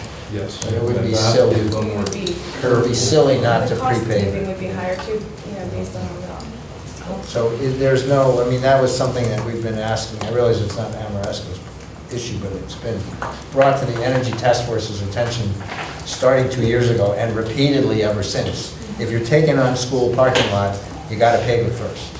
And I'm disappointed to hear that that hasn't been folded into the economics, because it's gotta be, you can't pave that part. David, I think it can be. That's what the negotiation team's about. And that's why we were requesting maybe one school committee person to be part of it. Because this payment, as Bob was talking about, in lieu of taxes, plus the rental of the parking lot, the payment yearly to the town can be reduced a little bit to take care of paving that. I mean, that's all in the negotiations on how, and how many panels we get to be able to install, etc. So it's not off the table, it's just. So if You you just, so you don't want to pay before you do the project? You want to We'd like you to pay before we pay. No. You want to do the project. No, we want you to pay before you do the project. Let's be clear. We want to get the poles in. Because they're going to be trenching, the project is going to create a lot Project should of include problems. paving. That's better. Project should include it. Oh, Yeah. one project. Period. One project. But you were saying, there's trenching that has to happen and put the poles in first, and then you would pay if you were gonna do this. Yeah. Right? We can take a look at it and see how the deal works. I've already heard some modification here that we're already going to have to take a look at the project as is at this point, because we have kind of changed the array layout that we need to consider as well. So we'll have to take a look at how those numbers work out. Now, Rob, you have, Based on the non-inclusion of array 1, is that what you mean? Yes, certainly, yes, and the paving. so these numbers were this 630 whatever megawatts. That's just for the That's just the canopy, that's not the. That's just. Rob, you've got these discrete blocks of panels, but with the presumably driving, so the parking's covered, the driveway is not. But if you wanted to maximize your solar array, couldn't you cover the whole thing? Yeah, it's, Poles get in the way maybe want to go into the design. because of the way you'd have to cantilever the structure Yeah. over the driveway. That would be like a parking garage, and that's really expensive. Okay. So with respect to that, I have some concerns, particularly with respect to Array 8, but potentially with the others as well. The way the area at the top is often used during the school in the afternoons and the mornings is we have a dozen buses side by side there, but how it's used at other times is cars in various directions, and several deep and several wide. I assume the array is not levitating. How would the posts there manage different uses of that, of what is the bus parking area? So we can do this video and put a post on both sides. Okay, so you can't straddle that so there are no... Yeah, this design is preliminary, so we need to take a look at it and make sure. So you would take use into consideration as the next step of the I design. mean, obviously the bus need to park and Right. they will need to, so foundation is concerned, to make sure it's at both sides. So, And would you anticipate cutting down any trees? I know there's a lot of trees along the, I don't know where, I don't know how to describe this, the far end of the parking lot away from the school building. That's not, yeah, there's not. No array over There's no array over there. Right, but they don't, they're not And this is- tall enough to block the, Well, that's the ones north you've side. got now. Plus the sun's out of the north. Yeah, so That's all on my directions, okay. Yeah, if the drawing says, Yeah, and the north the south. south is this, so the trees are to the north. Okay, thank you. And kind of, right, there's these posts, I mean, I know they have these at Lincoln Sunbury High School.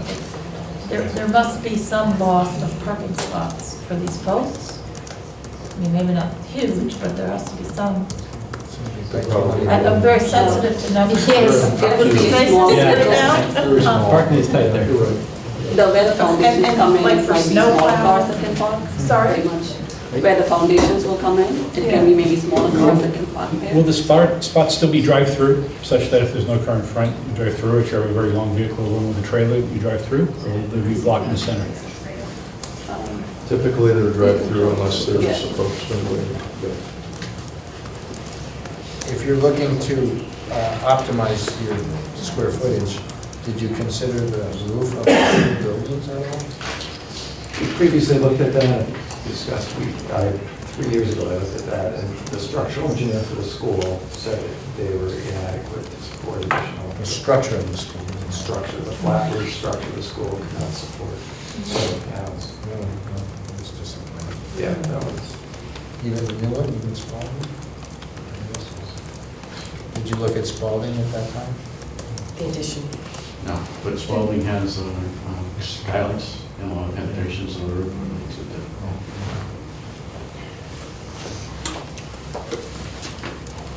So what do you want from us today? Well, two things. We're looking, and I know you,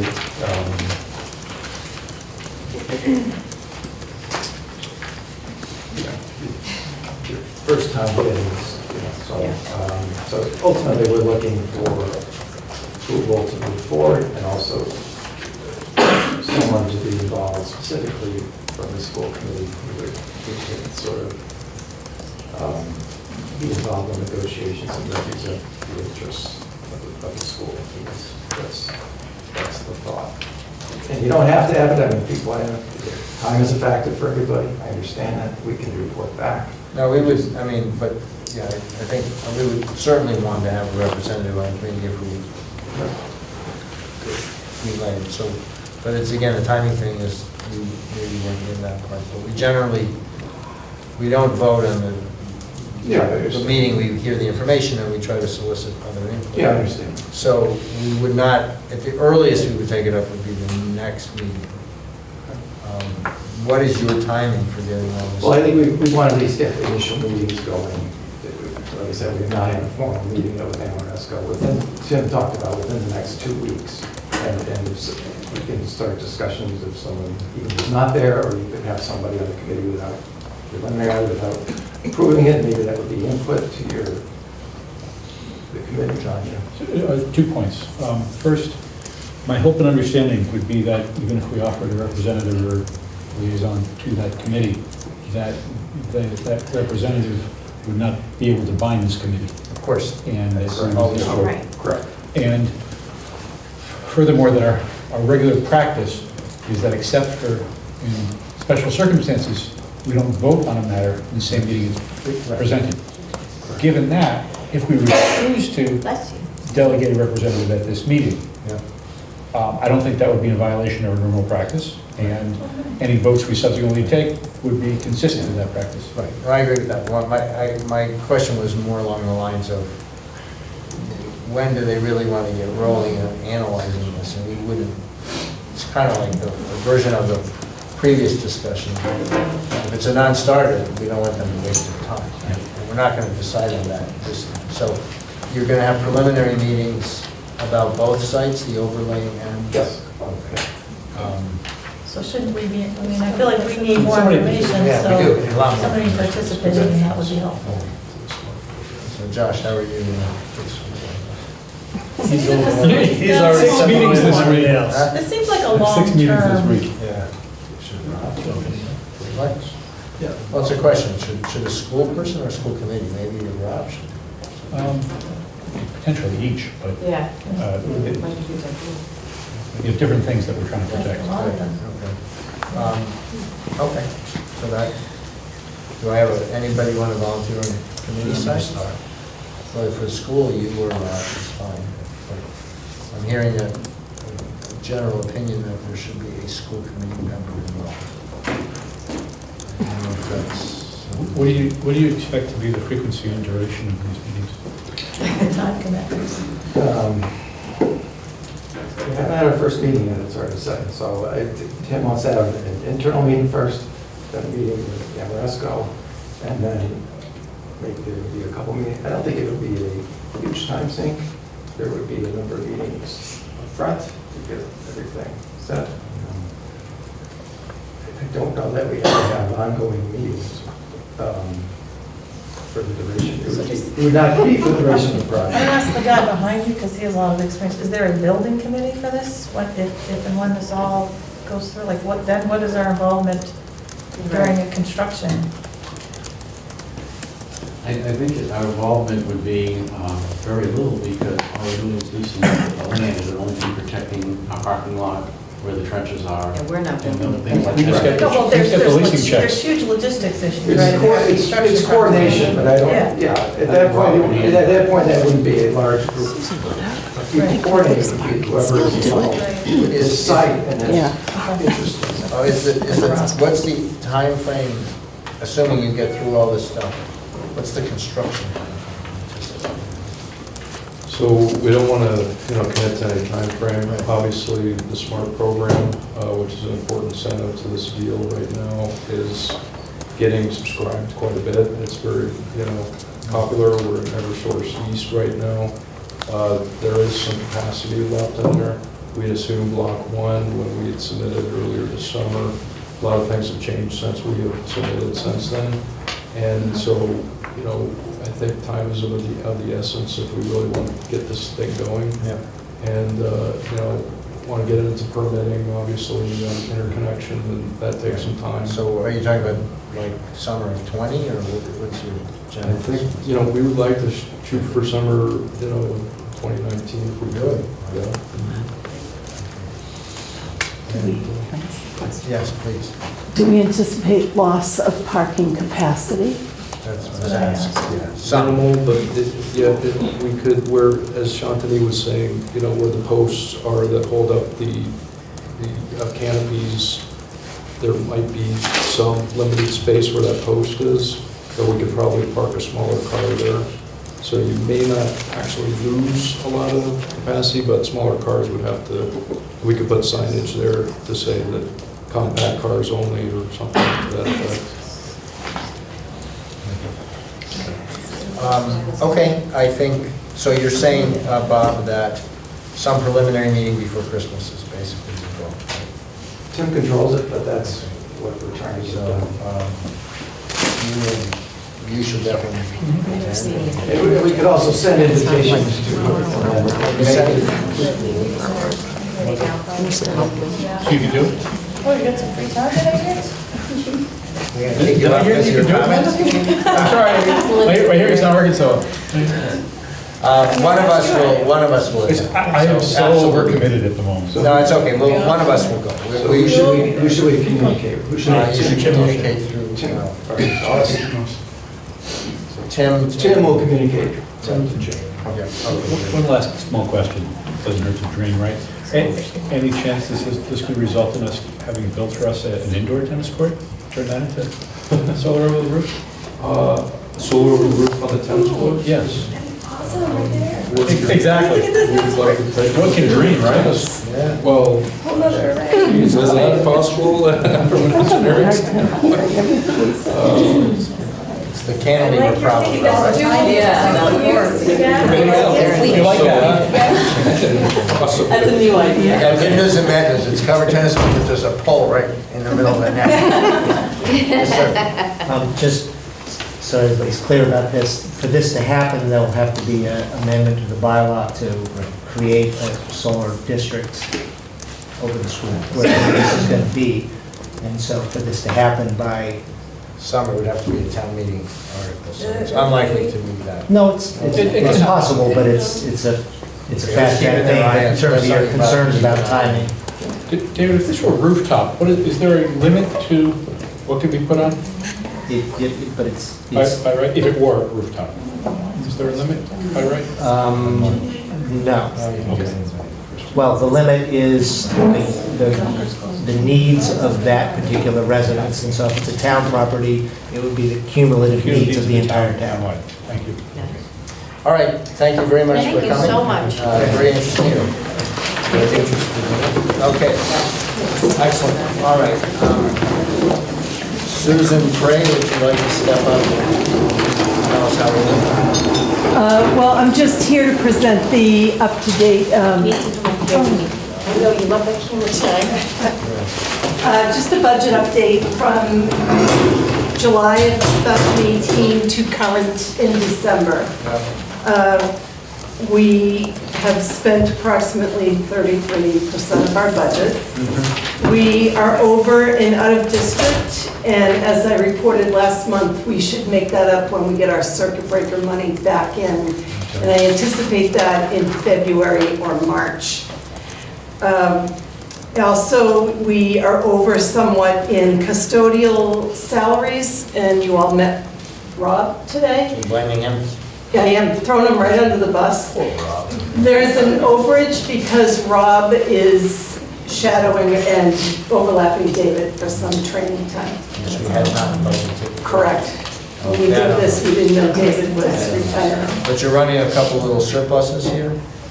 We have a couple, we have some things encumbered for anticipation of spending later down the road, and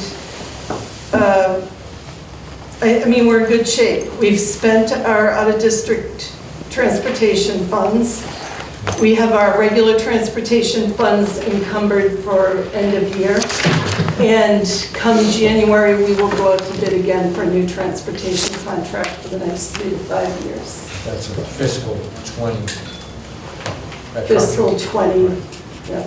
So I understand that maintenance is actually sometimes not just preventive maintenance, but actual repairs. Given that, with only $940 unencumbered and, 7 months left to go, Right. what are the chances we're gonna go over in that line? So as I've explained before, what we do with maintenance lines is we look at the previous year and we see what we spent in things like maintenance for plumbing or whatever the circumstance. And we encumber for that repair or construction company the funds not to exceed that amount. We reevaluate that through the year, and if it doesn't look like we're spending those amounts, we liquidate those amounts off those purchase orders, and it frees up the funds in maintenance to do unanticipated. But is it also true you can move you have surpluses in a couple of them? I can, and I would keep doing these budget updates and then come back to the committee perhaps February or March to realign and move funds. And that's a vote, we need to vote to do that. It isn't a vote if I do within the budget area, but if I want to move from one budget other, you area. have to vote. Correct. So it sounds like, okay. We're running we're projecting a small surplus at present. Currently. But again, it's December. We haven't really hit our hard winter. All right, thank you. Any Thank you, questions? Okay, let's move to policies. Before we start, I think, Nancy, do you want to describe, do you have any material to present? I just, we came up with policies for the rest of the year that are going to be reviewed. I didn't break them out into what months, but I do have a list. Well, let me just, as a preamble, I think Linda had a very good suggestion, which is, why do I get the packet a few days ahead and there's all this complex policy stuff that I have to wait I didn't think I said it that way. I think I said I would like to give it more time. If we know what the policies are gonna be. Well, that's right, and we have... But it's due, time to review them. And that we have 60 odd, 70, how many policies? How many do we have total? 66 policies that are notionally on a 3-year cycle, so that's 20 odd policies a year. We ought to know what those 20 are, we ought to pick them, and then say for the year, before the test, then. here's the policies, and, review at your leisure, but here's the notional schedule. So I like that idea, but of course, you're in mid-cycle. Well, I'm saying leave room for some that pop up, so there's, new regulations, changes that the administration's looking. So this is the list that Nancy prepared of the ones we've already reviewed and approved, reviewed and approved, and you can see another, 15, 16 to be done. I don't think we need to spend time in this meeting to actually divide them up, but what Nancy, Jim, and I will do between now and the next, well, first of all, we wanted to present that as a concept. Thank you, Melinda. And then I think for the balance of the year, at the next meeting, Nancy, Jim, and I will sort of figure out, based on the complexity of the policy or whatever, which ones we can do, and we'll try to push out, we'll just try to push them out to everybody, so that there's plenty of time to start looking at it. And then coming next year, we'll try to do it properly from the beginning of the year. So I think it was a good suggestion. Anybody have any other comment? My only comment has to do with the region where we do the MASC thing where there's sections, right? Yeah. So we do these by date, right? So they're always related policies. You do related policies at Yeah. the same time? That's a good idea. Sometimes it's helpful, sometimes, but that doesn't really work with the ones that we have left necessarily. That's- Well, we could start to look at that, I guess. We could look at the whole list and see all the policies and see if there's something that makes sense. But again, if we reviewed it only, a year ago, we wouldn't take it up. Or just, It's not a bad even to idea. note, like, here are the related ones to the one we're reviewing. Okay. But even if we wanted to do related and start a path towards that, if we could set that as a long-term goal. Yeah, right. And doing 3 a month, if they're not bad policies, is not tough ones, is not difficult. We struggle to get 3 a month. I mean, I think my fervent hope is that we don't devolve to the region every 2 weeks model. And one of my other personal goals is we try to get out of here by about 10 o'clock. So that gives us 3 hours a month to do everything. We're still meeting the first goal. The second goal, we haven't been so good on. No, we haven't. But what I mean to say is when push comes to shove, like tonight where we have a very busy agenda, we sacrifice policy discussions. And so we end up not following our full 3-year cycle. On the other hand, as Mike Gilbert said, I think we're doing pretty well at being relatively frequent in our evaluation. It ends up being a 4-year cycle, it's not annual. Right, exactly. So we may conclude that that makes more sense. We could redshirt a few policies. Okay, so let's take up the policies that we have, and I think, Jim, you had remind me, you had... So the last meeting, we talked about the bullying prevention policy. So what we did, we discussed what we had in place, which wasn't as comprehensive what the MASC has as a guideline, and we really looked at, because of the significance of the policy, the importance of the policy, just moving towards adopting the MASC version. So we modified the MASC version to fit for us. And when I say we put our name in their outline, and we just accept the legal terms that they've set out that really just comply with the state's requirements. So you can read that over, but that's what I would recommend that we adopt that. So you adopted it whole cloth? There was no Yes. amendments to... Because it's aligned with the state requirements. Okay. And, Do you want to comment on what it means to change in policy? What was the question? From where we were? Yeah. I think this is just more comprehensive in its explanation. we did that You see it comparison in the last packet? Last packet, right? Okay. But it gets into, the prevention and intervention plan, the work response plan, and reporting, just all the steps that lay out for us here. Ours was in our tradition of being more succinct. We were more succinct, and this seemed to be more comprehensive. I think there was some opinion mentioned last time that while we generally try to be succinct and broad with our policies and not move into mechanical operational items, that anti-bullying is the one where we should err on the side of granularity. I don't remember who made the comment, but that seemed to be the comment. So this, and MASC, I guess, would agree, because that's what, they're very spare sometimes, and they certainly want to spare here. So we're not going to vote tonight. I think, everyone could review it, and we can vote next month, I'm sorry. Just because we did talk about it last month. But you don't have it on the vote, right? Yes. Yeah, it is. Oh, it is? Yes. Oh, I'm sorry. That's later, though. I guess we could vote. So is the cross-references relevant? Because those are the cross-references to the MASC policy. Oh, right. IDs, Yeah, we don't- right? we don't- We don't use those, right? We should cross, I guess the question is, do we have similar policies? We should cross-reference our policies. That speaks to the point made earlier. So I don't think we should do it. I think, Nancy, we should take a look at the cross-references to the Carlisle policies. And having experience with MASC policies, I mean, we always just read them to see. Sometimes they're just things that aren't relevant to our school, but I'm assuming you Well, did Jim that. has done that, You've right? done that? Yeah, I went through it, and it's all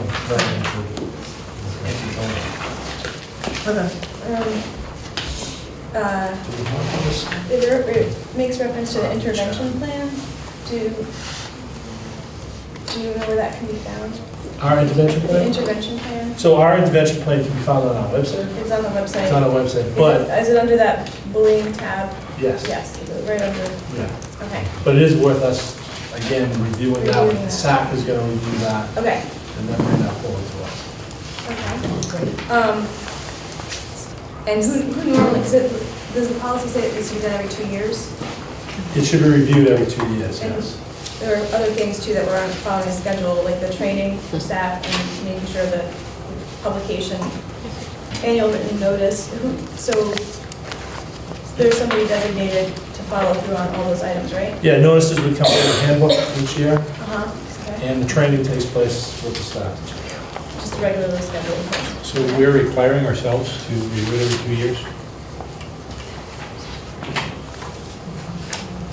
Sorry? It's part of the normal course of Our business. policy requires us to review it, but the state also requires us, requires districts to review their intervention plans every 2 years. And the other question I had is, who's the school resource officer, or do we have a designee? Or So so Drew Corwin is the person that we refer to as our school resource officer. So he's with the town, he's not an embedded school resource officer like many districts have, a He's person in designated high as school, but one. he's designated as a school resource officer.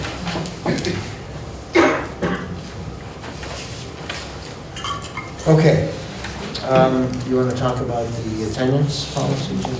So the attendance policy is, what we're recommending here is, again, so since we're not paying the MASC to do all our policies, but we are using their sample policies for our own policies, we found that their policy was much more succinct, didn't get into all the protocols around communication with parents and how it's going to take place and what's going to be held against students and what's not going to be held against students. So we took the plan of going with the MASC version here. You can read it, it just explains how we feel about attendance and who's excused and who's not excused, and notification of parents. So again, this is a case from the MASC policy. Yeah, so again, this was actually a little more clear for us, so we took that time. So, Yeah, I was that's- just saying that, looking at the notification of parents, Yep. when we implement the new student information system, I believe that a notification can be done automatically from the system, or should be able to be. Yes. So that will be really good. So, and we've had conversations before about you shouldn't wait 3 days to tell the Correct, parent so that Jane, your child isn't. so in the front office, they communicate, but Maybe this is 3 what we put hours. down 3 as minutes. the policy, but then it's each day. If your child's not here, we communicate out. If we haven't heard from you, we get in touch with you. So why would we So even this say should 3 just days? sync with what we do. Right, so why would we say? Yes. We would say what we do. It's a low, this sets a lower bar than the actual. Well, why, You're embarrassed? we're not going to go to jail if we violate a policy, but we should have a policy that's reflective of what we do. So what should the interview be, the day of? Should notification be the day of? That is what we strive for, yes. Why would we say that? Yeah, so. On the day of. On the day. On the day of. Or make every effort to, right? Does our existing system allow us to send an automatic notification? Yeah, not an automatic, our existing system Is it is called- Beth and Jane in the front Oh, office. yeah. Make a phone call. Yes. Right, but I mean, So no, there's no automation. so instead of will notify, we'll make every effort to notify, I mean, we can't. I think that would- Voice messages, emails, but. I think we'll make, everything makes more sense. We need some flexibility. Make all reasonable efforts. And I think even, in the same holds true, even once it becomes automated, I think it's gonna be better. We'll probably continue to have Jane make that personalized call home, because if someone does get notification that the child's not here, they actually believe them to be there. Right. People should be working that out. The other, just this word major in the second paragraph in the last sentence, students may be excused temporarily for observance of Yeah, you shouldn't say major, just, major. it doesn't need to say major I religious agree. holidays, just could be for their observance of a religious holiday or cultural observances, right? Yeah. Because that's, So we had a, you do more. no, we did, the Concord, we debated this, and I can't remember where we landed. But we did take out the major.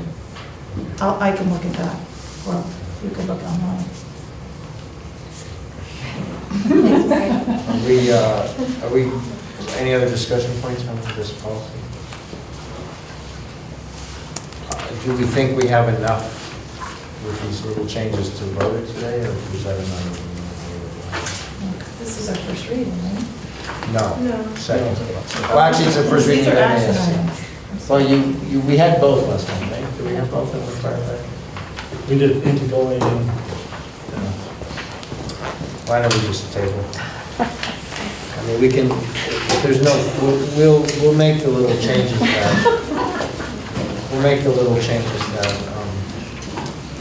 are suggested, and then we'll set it up for January. It should And it should be quick. Should be quick.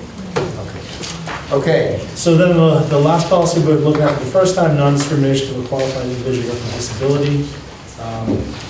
Read it over, it doesn't look like we need to make any changes except for the sources. I think even in our own policy, we source the Concord Public Schools. We don't want to just delete that at the end. But other than that, the policy that we have in place presently matches the policy the MASC is recommending. So is this the MASC policy? It's our policy, Yeah. and it's the MASC policy. So we don't need the reference to Concord. Right. So this is one that we're It's what reviewing. we've had it in place. It's in compliance, yes. And the disability one? So this is like, you're calling this ACE, right, which is probably the MASC. Yeah, I think that The title, is their so we reference, want to get yes. rid of that, and then the cross-reference to IGB. Because those are the, again, those are the MASC policy. Where are you seeing ACE? ACE is in the title, non-discrimination. It's in the title of the policy. Here, am I not? No, ACE is the title of the policy, MASC, I just don't see it. So you have it. The first one's ours. I'm sorry, I thought that's the one we were adopting. They're almost exactly the same. I got it. I read that we were using them. Oh, you- One is. Oh, you included this as a reference. Yes. All right. Yeah, me confused. She's very thorough. Because that was the practice, we were starting to just include the MASC as a reference. So this is just the same. Who is the compliance coordinator?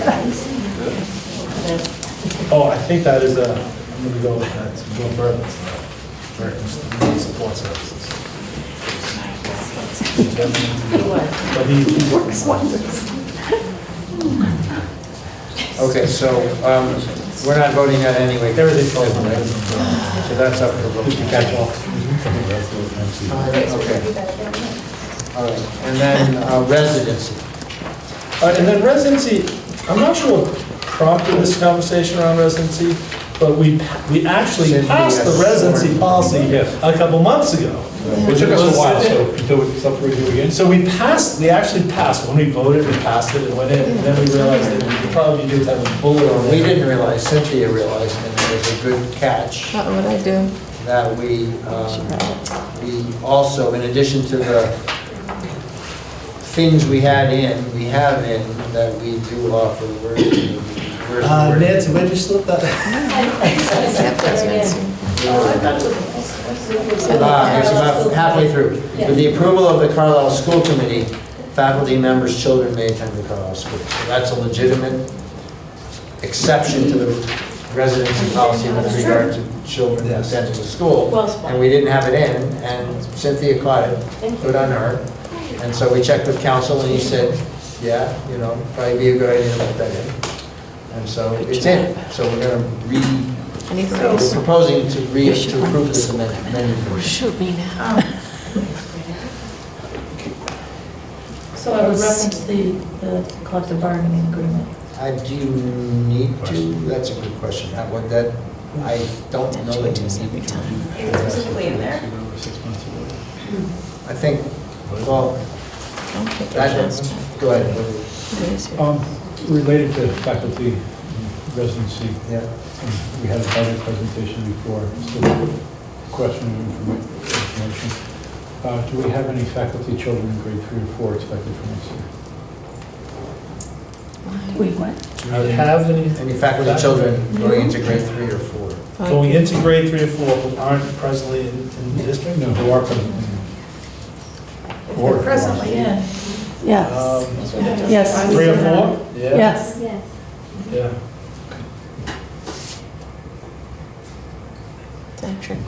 I don't know. So back to your question about whether the collective bargaining agreement should be referenced. Because anything we do is in relation to the collective bargaining, so however, Well- whatever terms we've agreed to there, are the conditions under which we would accept them. It does say. We still have to Well, accept them. I don't know, I think even if, I mean, there's no intention to take it out of it. No, no. But if for some reason it wasn't in there, I think we still have the authority as a committee to approve. Yeah, I mean, I don't know why we need to tie it to the budget. It happens to be in there. And I think, correct me if I'm wrong, I guess you guys know, but it does say the school committee still needs to approve it. Right. So, but even if it wasn't in there, a teacher could still propose his or her child to the school, and we could still approve it. I don't David, think- we're always free to violate our own policies, but it does raise the question why we have a policy. And the first paragraph here seems to run counter to our regular practice. Which is what? To ensure that only families who actually reside in the town of Carlisle have access to comprehensive education in Carlisle schools. Then we should take that line out. I think that's right. We could say it and then violate it, but then why say it? So we should just take it out. I agree that those. I think we should just have the one sentence, right? The Carlisle School Committee has adopted the following policy regarding residency and enrollment of students, and then go on to, the next. You could say with limited exceptions. Well, the exceptions And then are, reference- Except when we decide otherwise. well, that's down at the bottom, after the bold part. Right, the residence requirements shall be waived with respect to the following. Okay, well then, yeah, you're right, that's covered. Yeah, I asked Andy whether we should change it to the eligibility policy, but he said no, that was good enough. So I agree with that suggestion, that we probably should take out. Yeah, the issues Everything but the around school first sentence and the choice first around paragraph. is if you take students that aren't, whose families aren't residents, right, then you can get in trouble with school choice. So if we take the faculty children, we want them to come here, right? Well, all these But- bullets, every bullet has to Yep. do with somebody who might not be considered a resident, and yet you will allow that child to go to the school. Moving, divorced, and one parent lives someplace, and one parent lives somewhere else. So, I mean, I guess my suggestion is to take out those two sentences At the beginning. and leave that new bullet in about, I support that suggestion. so we can vote it later. Yeah, so just take that sentence, that middle sentence out of the Or first both. paragraph. Only keep the first sentence in the first paragraph. Right, you get my answer. Okay. Okay, so we will vote it later. Yeah. So that's policy. Okay, did you have communications or correspondence? We have one, Andy? We have communication. We received one recent communication, might be worth. You want to tell us what it is, or keep us on Let me suspense? see what's wrong. Tell us. Did you want to give Jim? So I guess the recreation department wants to reach out to us and see if they could place last winter, the ice skating rink was run over, and they had an ice skating rink in Kimball's lot by the town officials, and they've had a generous offer from a family in Carlisle who will donate their ice rink for town use, however, it must be staked into grass.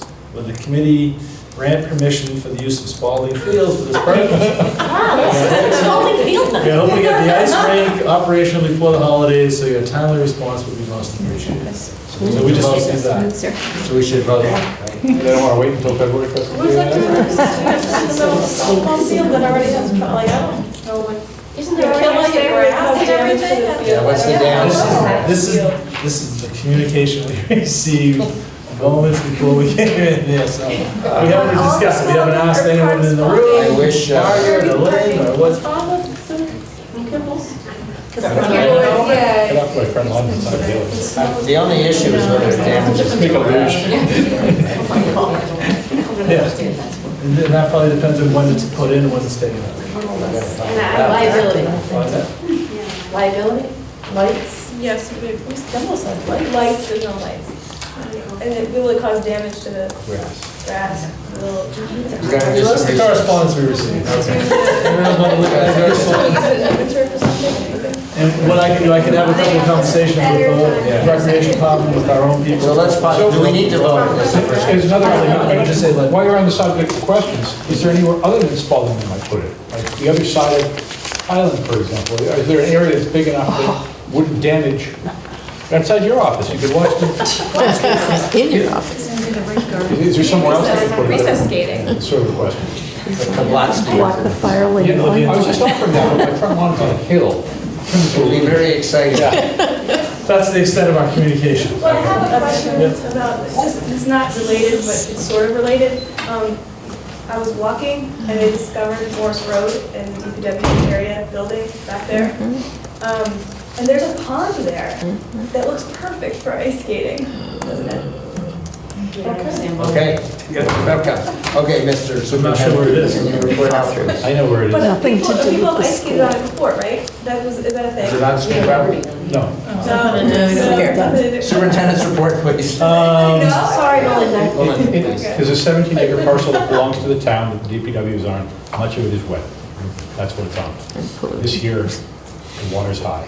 You go by the river, it looks like spring flood. Usually December it doesn't. It's going to stay wet all winter. I don't know. Yeah, yeah. And if you fall through, you die. So we have, about this request, we have just more questions than answers for them. Absolutely. Right. So what I said, I'll talk to recreation, and then I'll talk to our people, and I'll talk to Rob and Dave, and get an idea of what the possibilities are. And then, So let's say this, if we conclude I that can there's make no a damage decision, I to can make a the- decision on that. Yeah, do we authorize making a decision based on risk reward or do we not want, do we, because if we have to make a You mentioned decision risk. as a body, we have to That's what I'm have a. There might be more risk. Liability. Right. I think, well, you know, it's a town, I mean, right, it's, Depends on who gets hurt. Right. Yeah, you need to run it by council too. Injury on the town property. Who's gonna use it? It's It's recreational? like, they got the lights, it's, Community, it's, they got parking, it's, They can- it's a nice spot. Put up a sign or cones. there's. You get DPW to bring some Jersey barriers. Manta has a place for that? Insurance. They didn't consider Manta? Why does everyone love Spalding so much? Because it's very convenient. It's all, Yeah, Manta's so, look at this thing, it's so big. You've got to check insurance, right, liability. I mean, imagine it's not much different than if a kid goes on the castle after hours. What's their liability? But we're approving. Yeah, we're approving that. We're supporting this. Okay, risk, damage to risk. and also in the castle, we take efforts to make sure there's mulch that's thick to prevent concussions. How do you do that on ice? Right. Okay. Maybe fraught with complexity. Sounds like it. You need something to do? Now we know no one communicates with us. All right. Nothing is, no good deed goes unpunished. Just updates wise, so it's the time of year, we have quite a few performances taking place. I mean, going back to the end of November, we had our band was performing at the Council on Aging Luncheon. Symphonic band, the concert band had a concert on 11/19. The second annual duets concert was on 11/20. These are all great successes. The CF benefit concert was on 11/29. The 4th and 5th grade course and band concerts on December 6th. Tomorrow night is another concert, jazz, advanced choir, pop choir. And then on Friday night is the first drama performance of the new middle school drama club. So if you're looking for something to do tomorrow night or Friday night, I encourage you. What time is the Friday night? 7 p.m. Thank you. So Kevin, you're not been very busy. Kevin, 560 boxes of citrus tonight. Almost as busy as June? what was the, No, this year. what was the presentation you guys did where you taught us, the audience, as you went? With the title of as an informant. That was fantastic. Thank you. When was that? What was That that? was the November 19th concert. Yeah, that was very good. So recently we met with the Long-Term Capital Committee. We presented our long-term capital needs for the upcoming year. We're in the process of preparing an RFP for the HVAC study for the whole complex, including the Wilkins building.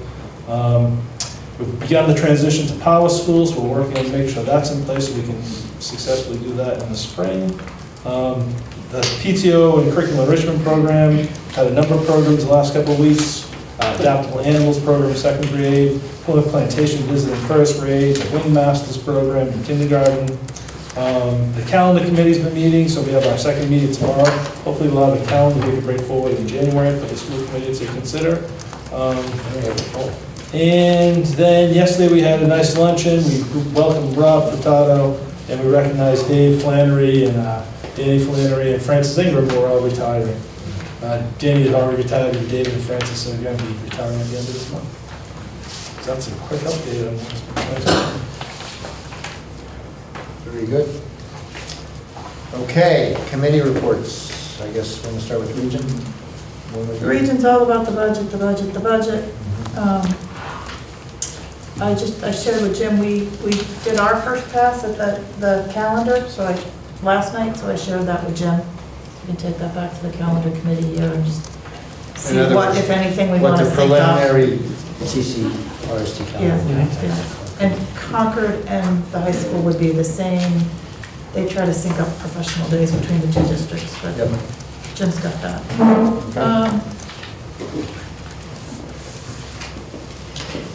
Anything else, Christine? I'm looking at the agenda. It's really a lot about the budget and certainly the campus projects and what we take forth to town meeting. Yeah, I don't know how deep you want to go into that. I don't. You want to speak at all to our percentage of allocation and how that's changing year on year? What's expected to happen that over the coming years? I can hear you, Josh. Katie, talk about Carlisle's percentage of allocation and how that's changing. Oh, for the population? Yeah, and how that's expected to change over the next few years, so we get an idea from... What, I think it's 74 or 75% right now, 74 and change. And The other way. Well, they're 74. yes, sorry, 74, 26. I'm taking the bigger number. So call it 75, 25. And there, as far as I know, there aren't any significant changes anticipated. 1 or 2% under the population. And we should know what our anticipated enrollment is, just based on what we're projecting here. But we don't know what their enrollment is, but it's, right, that's part of the, And I think that number's calculated on October 1st, isn't it? The actual.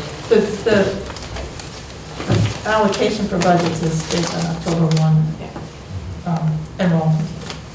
But no, and I don't have numbers certainly off the top of my head for longer term, for FY 19 to 20, did our percentage go up a little bit? No. 19 to 20? Well, it was still right around, It's been pretty 75, 74 to 76 is kind of consistent for me. well, the It's not percentage meaningful. won't change, right? Just the amount of money that it is. No, the based on percentage enrollment changes number. based on the Number of students. percent changes every October. Every October 1, they They calculate. take a Our census. enrollment there. Yeah, and then we prorate the budget. So it might have a fixed, let's say they're 2% budget, unfortunately they're not. We could still be 4% if our allocation went up. Right, or the other. And Yeah. we've been the beneficiary of declining percentage over the several years. I don't remember all the years, but it used to be close to 30. Yeah, Sort of dribbled its way down Probably to the last 25. 5-ish years. So to your point, long-term, I mean, Where's it, yeah, that's what I'm looking at. well, our enrollment's pretty flat. At best, it's flat. It might be So down. I guess my feeling, don't have data to support it, is that it's not, our allocation will not be growing. So can we look forward to reduced allocations in the future? You have to- Interestingly, there's some appetite to review the regional agreement, which is a huge endeavor, but the idea, one of the reasons given to do that is to be able to I'll say forecast or plan better for enrollment changes. So maybe rather than take the October 1 day every year, maybe do a 3-year rolling average or, whatever you want to do, but be able to plan it longer term. Yeah, I see the. It's been pretty stable. No, it's one of the reasons given for revisiting the regional agreement. But then the bad reason would be the Minuteman type model where you now start with capital allocations disproportionate and all this nonsense. So let's hope And that's a huge thing. But that, I don't have anything else from the region, do you? No, you don't want to talk about their capital stuff yet? No, because it doesn't impact this committee. Municipal facilities, long-term cap. Yeah, okay. Long-term caps. I have the spreadsheet in front of me, but as is usually the case, we have requests that far exceed the guideline. This year, the things that really push us hard were 4 requests from DPW, each in the 45, 50K range, for 2 trucks, a chipper and a bucket truck. If we're able to shave off some of that, able to shave a few other places and take a harder look at the school, we might be able to hit budget. With respect to the school, there are 2 fundamental questions asked. First, I already spoke with you about, Sue, can the security alarm system be broken out, both to spread it across 2 years and to address the urgent issues, the enunciation, the communication, ahead of the panel upgrade, to help us meet this year's budget. The second was questions about the other funds. I remember one was for carpeting, and there was another, the ceiling. Are those based on actual quotes? How many quotes did we get? Or is that simply what a budgeting system tells us to expect for price? And how old are the quotes? So that was a lot of the question about school. There was also talk that historically, a few years ago, we changed the way long-term capital allocations were done, such that they were clawed back by the town after 3 years. And there's some question about whether, in general, the requests seek to up or down what is needed, because if the actual goes over, you can't do it. Right. And then that money gets returned to the town. We wanted to put in place a process whereby we can get the clawback when the project's done. Right, that makes sense. Instead, and then to look at the long-term capital budget, in real sense, is the total ask or total approved minus the amount that's returned because we, from the previous 2 years or 3 years. So are you enacting that, is that within the purview just to do it as a matter of policy, or do you need to get a vote of somebody? Well, the matter of policy is to request the departments to let us know when they're done. Right. So, and finance is more than happy to bring the money back earlier.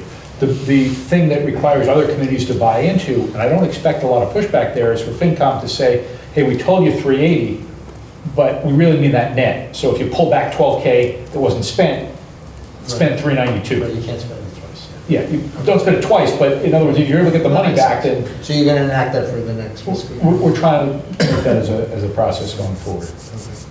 That's long-term cap. Municipal facilities, there's some, we're working on getting a facilities manager. We interviewed some. There's one that was a whole part-time. There's one that looked real good. We're having a final interview in front of the whole committee on Thursday.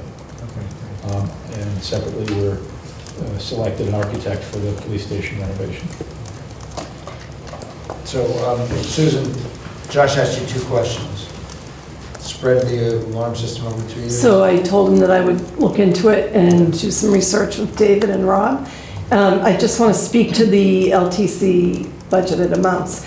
It's been a past practice that I do let Priscilla know when our projects are complete. You know, we want to close it out. I'd rather do that than wait the 3 years. I just assumed that's the practice. It's the right thing to do. Right. We as a committee want to start recognizing those dollars so Right. that when we look at what we're spending, if it's 380, that if we're bringing money back in, that we That we've been able to. Yeah. So I can probably get him some answers. You know, carpeting, those aren't hard quotes. Those are, past practice, we historically know what it costs to carpet a room.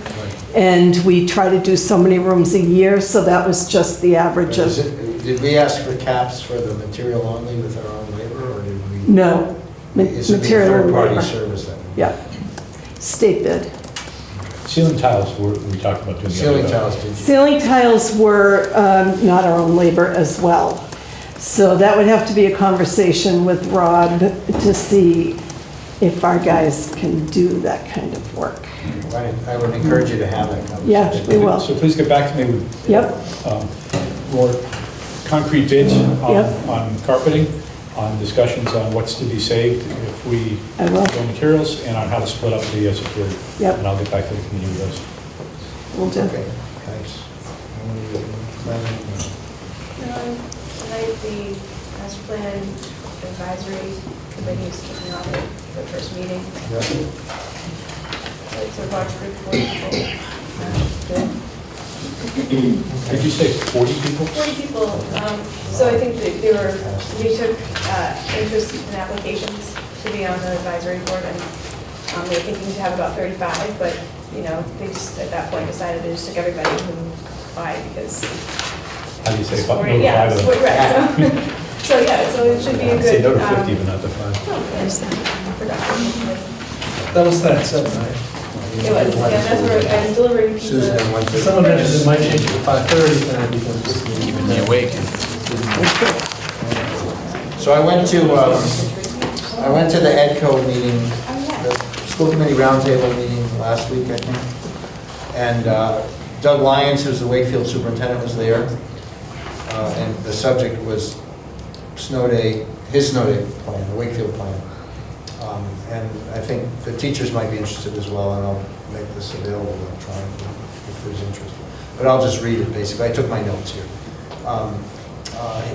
If you're interested, you can go to the site called learnanywhereproject.org, which is the Wakefield Snow Day site. I looked at it, I didn't find it that good, but his ideas I thought were quite good, and so I'll just kind of read them out. First of all, he said, from a general standpoint, think about it as a learning out of school opportunity. Just what is it about the way kids learn out of school? Kids are, as he said, kids are deeply curious and they're always learning. They're learning when they do Fortnite, they're learning when they play sports, they're learning no matter what they do. And if you take that mindset and bring it to the issue of snow days, and you know, even maybe other days where you're not actually in the building, like field trips, and I know I'm saying things that people already know, but it was an interesting way to say, okay, it's helped him. They've done this, by the way, I should say, they piloted it last year, and so they're like 1 year ahead of us in the cycle. They said the teachers in the Wakefield system have appreciated the insight that they've gotten into generally how kids learn, just from observing how they learn when they're in a semi-structured environment outside the school. He also made the point, adults work from home all the time. And the kids, you know, they see that. And I think the missing piece, which we all know, is kind of the self-regulation piece that the kids have to learn, but his advice was, you know, start that early. In terms of specific guidelines that Wakefield adopted, and again, I know we have already proposed a lot of this, assignments are never due on the date of return. They vary assignments between short, medium, and long term.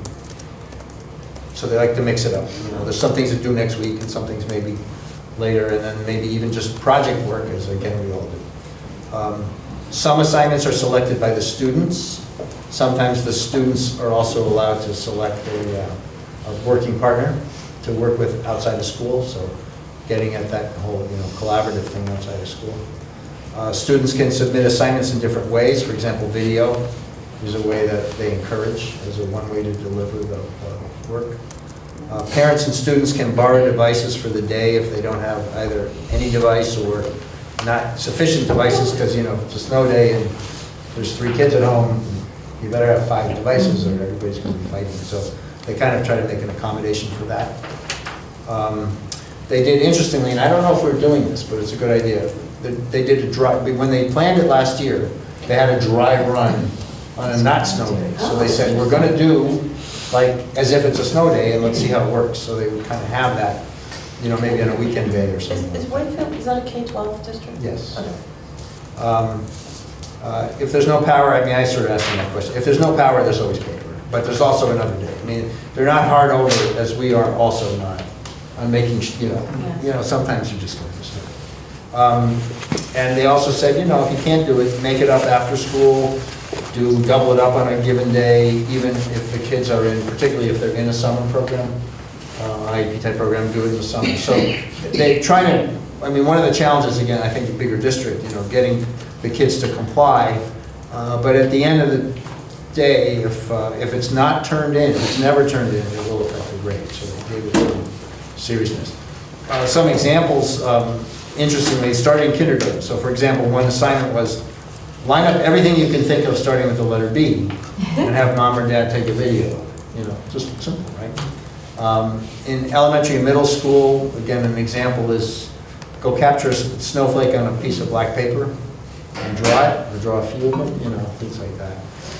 In the high school model was much more evolved, at least from what I heard. So they really have a formalized process in the high school model where there's a whole credit, like a third of it is an elective online course that they select. A third of it is a summer learning project, and a third of it is the snow day. So these are just some thoughts. You know, you could reach out to Doug if you're interested. I get some good stuff on But, you know, and then go look at the website. I mean, he's pretty To evolved. be, like they're early adapters. right? Yeah, so they thought Everybody's through. following. I mean, a lot of it, I didn't write it all down. A lot of what he talked about, I think we also discussed. Yeah. I mean, you know, I think, I'm looking at this, the second grade page. yeah. They've got 8 selections that cover 8, it's a grid, there are 8 different assignments they can choose. Yeah. And they cover all the core subjects, and the only rule was you can only choose this assignment once, so they planned for it up to 8 Yeah. snow days here, so it's really, Yeah, they seem to, he seemed to be, you know, in the mode of empowering the kids to make decisions about themselves, so self-direction. Also, interestingly, you know, I asked them a question about what we've said, like, we're gonna have a snow day, and then the second day would be a day off, essentially. But they're just marching through. I mean, they just, So that's what's gonna, So every things snow went well day, for them the they're first time doing they- they're doing something. every snow day. Did they do that their first year? You know, I had to leave, and I didn't get to ask a lot of questions, so I don't know the answer to that. Yeah, there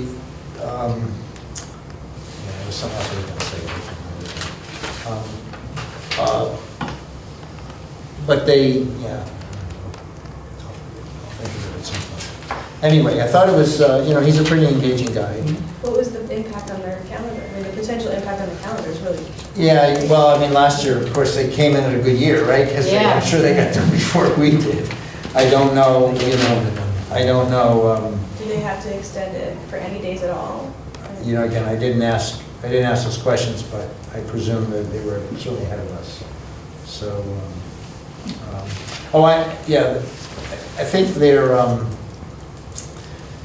what I liked particularly is like what I said in the beginning, is they really seem to be using it as augmenting the whole teaching model, right? To just encourage more independent work, you know, even ways of learning, right? And he did say, I didn't write it down, but he said, you know, if we, and this is something that would resonate with Josh, you know, if you think about the school of the future, like what's the future going to look like? And what piece of that, you know, can we use here? So, anyway. It was worth Thanks for us to think They about. did, by the way, they did the same thing, I mean, they did the collecting data in the pilot. I don't know, they didn't do it like one day and just stop like we're doing. They collected data, and then they surveyed, and I guess you're probably doing this too, teachers, students, parents, all the constituent groups to get feedback. If it eventually happens, we will. Yeah. What will happen? Yeah. I think we're pretty prepared. There's a lot of work done. Yeah, I think it's Yeah. exciting. And being prepared, snow won't come. That's It won't right. come on the weekends. and snow won't come on we said it last night. So anyway, that's it. Oh, that's great. So that's something, I think we have what we have, and then this will just enhance the conversation, give teachers ideas. I mean, many of these things we do in our classrooms regularly. We only have them in. Yeah. But it's up to us to think about. Great. Right, okay.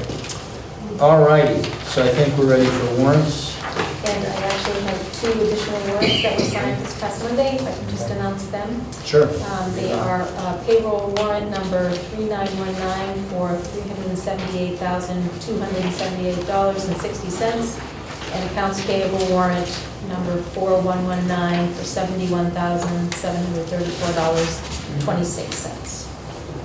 Okay. You have to read the other two? No. Very good.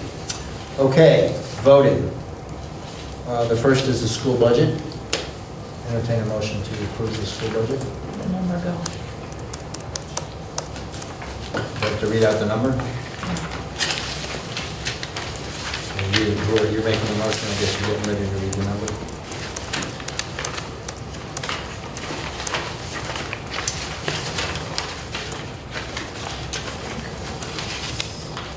I'd like to make a motion to approve the FY 2020 budget for the amount of Not that number. this one, Yeah. 11,609,000. No, 632. 634,251. Second. Discussion? So one point of clarification, the net number is Yes, I'm because sorry. we're folded in $25,000 of previously long-term caps. That's why it net the town is smaller, but that is a votable number. Any more comments? Thanks for all the work on this. Thank you for the work on this. I'm supportive of the budget. I'm disappointed that it was, despite having asked repeatedly, that there weren't projections for future years. Okay, I think you underestimate how difficult it is to get fidelity in an out year, but that's nevertheless. Okay, all in favor? Aye. Very good, the motion carries. Thank you, Jim. I'll make a motion to approve the concert band and middle school choir trip. I have this language Great. as discussed last meeting. March, right? Second. So it is March, thank you. Discussion? Just to say, from me, I'd say thank you. Thank you. Thank you. That's a great opportunity for the kids, and thank you both for taking that on and organizing around it. Okay. Voice vote, all in favor? Aye. Aye. Aye. Very good, thank you. And finally, we'll skip to the amended residency policy. The amendments are, we are adding the provision that with approval of school committee, teachers' children can attend, and we were removing some unnecessary verbiage at the front. Yes. Specifically keeping the first sentence and excluding the next two. Motion to accept the amended So version. moved. Second. Discussion. All in favor? Aye. So moved. Citizens' comments. Yes, ma'am. I would like to make a comment regarding my surprise to hear that the school committee does not have a budget impact on teachers' demands. So I'd like to express I don't think my... you said that. I hope I misunderstood. I thought I heard that, Could you sir. restate what you thought you heard? So I asked earlier whether there is a budget impact analysis on the FY19 budget. Analysis. Yes, an impact analysis of what it means to include teachers' demands in the school budget. And I thought I heard you, sir, saying that there isn't one. Well, let me try to be clear, and I don't want to discuss matters that are still under negotiation. But I believe that the school committee and the teachers association are, and I won't say categorically, but more or less lined up on fiscal 20. All right, that's good to hear. I very much appreciate it. The second comment that I do have is regarding the school... Coming year. Well, we shouldn't be having this dialogue. I don't think we should be having, let me rephrase it. The school committee and the school administration just take their best analysis of upcoming expenses, and they forecast that into the budget. I would like to support Mr. Kablotsky's request for a longitudinal projection. I think that is very wise and very prudent. And my second comment that is related to some extent, I believe, is the issue of the school population. I think you have all been involved in the school for far longer than I have, but data that are publicly available show that indeed the school population decreased significantly over the 12 to 15 years, from over 800 to around 600 these days. And so, that has an impact on us all. It's a wonderful town. It's an amazing school with incredible professionals. So the question that I have to the school committee is, to what extent can we work with other town departments to create some strategies to increase the influx, the school population, and to reconsider, revenue, families, and so on in Carlisle. And I think the conversation that happened today was very promising about having a community center. I think all our kids need that, and we do too, and the Council on Aging as well. So perhaps there are other strategies that I cannot think of that would support Carlisle in becoming a town that is even more welcoming to families, and we won't see this decrease in the school population. Just a suggestion. Thank you. Any other comments? Okay. Hearing none, I would like to take a motion to adjourn. I'll make a motion to adjourn to executive session pursuant to MGL Chapter 38, Section 21A, with no intent to return to open session for the following purposes. Number 3, to discuss strategy with respect to collective bargaining or litigation if an open meeting may have a detrimental effect on the bargaining or litigating position of the public body. And purpose 7, to comply with or act under the authority of any general or special law or federal grant and aid requirements, MGL 3923B17 GL was above 38, Section 22G, consideration of release of executive session minutes from previous meetings. Second. Any discussion? Roll call. Andino, aye. Modell, aye. Kowalski, aye. Clear, aye.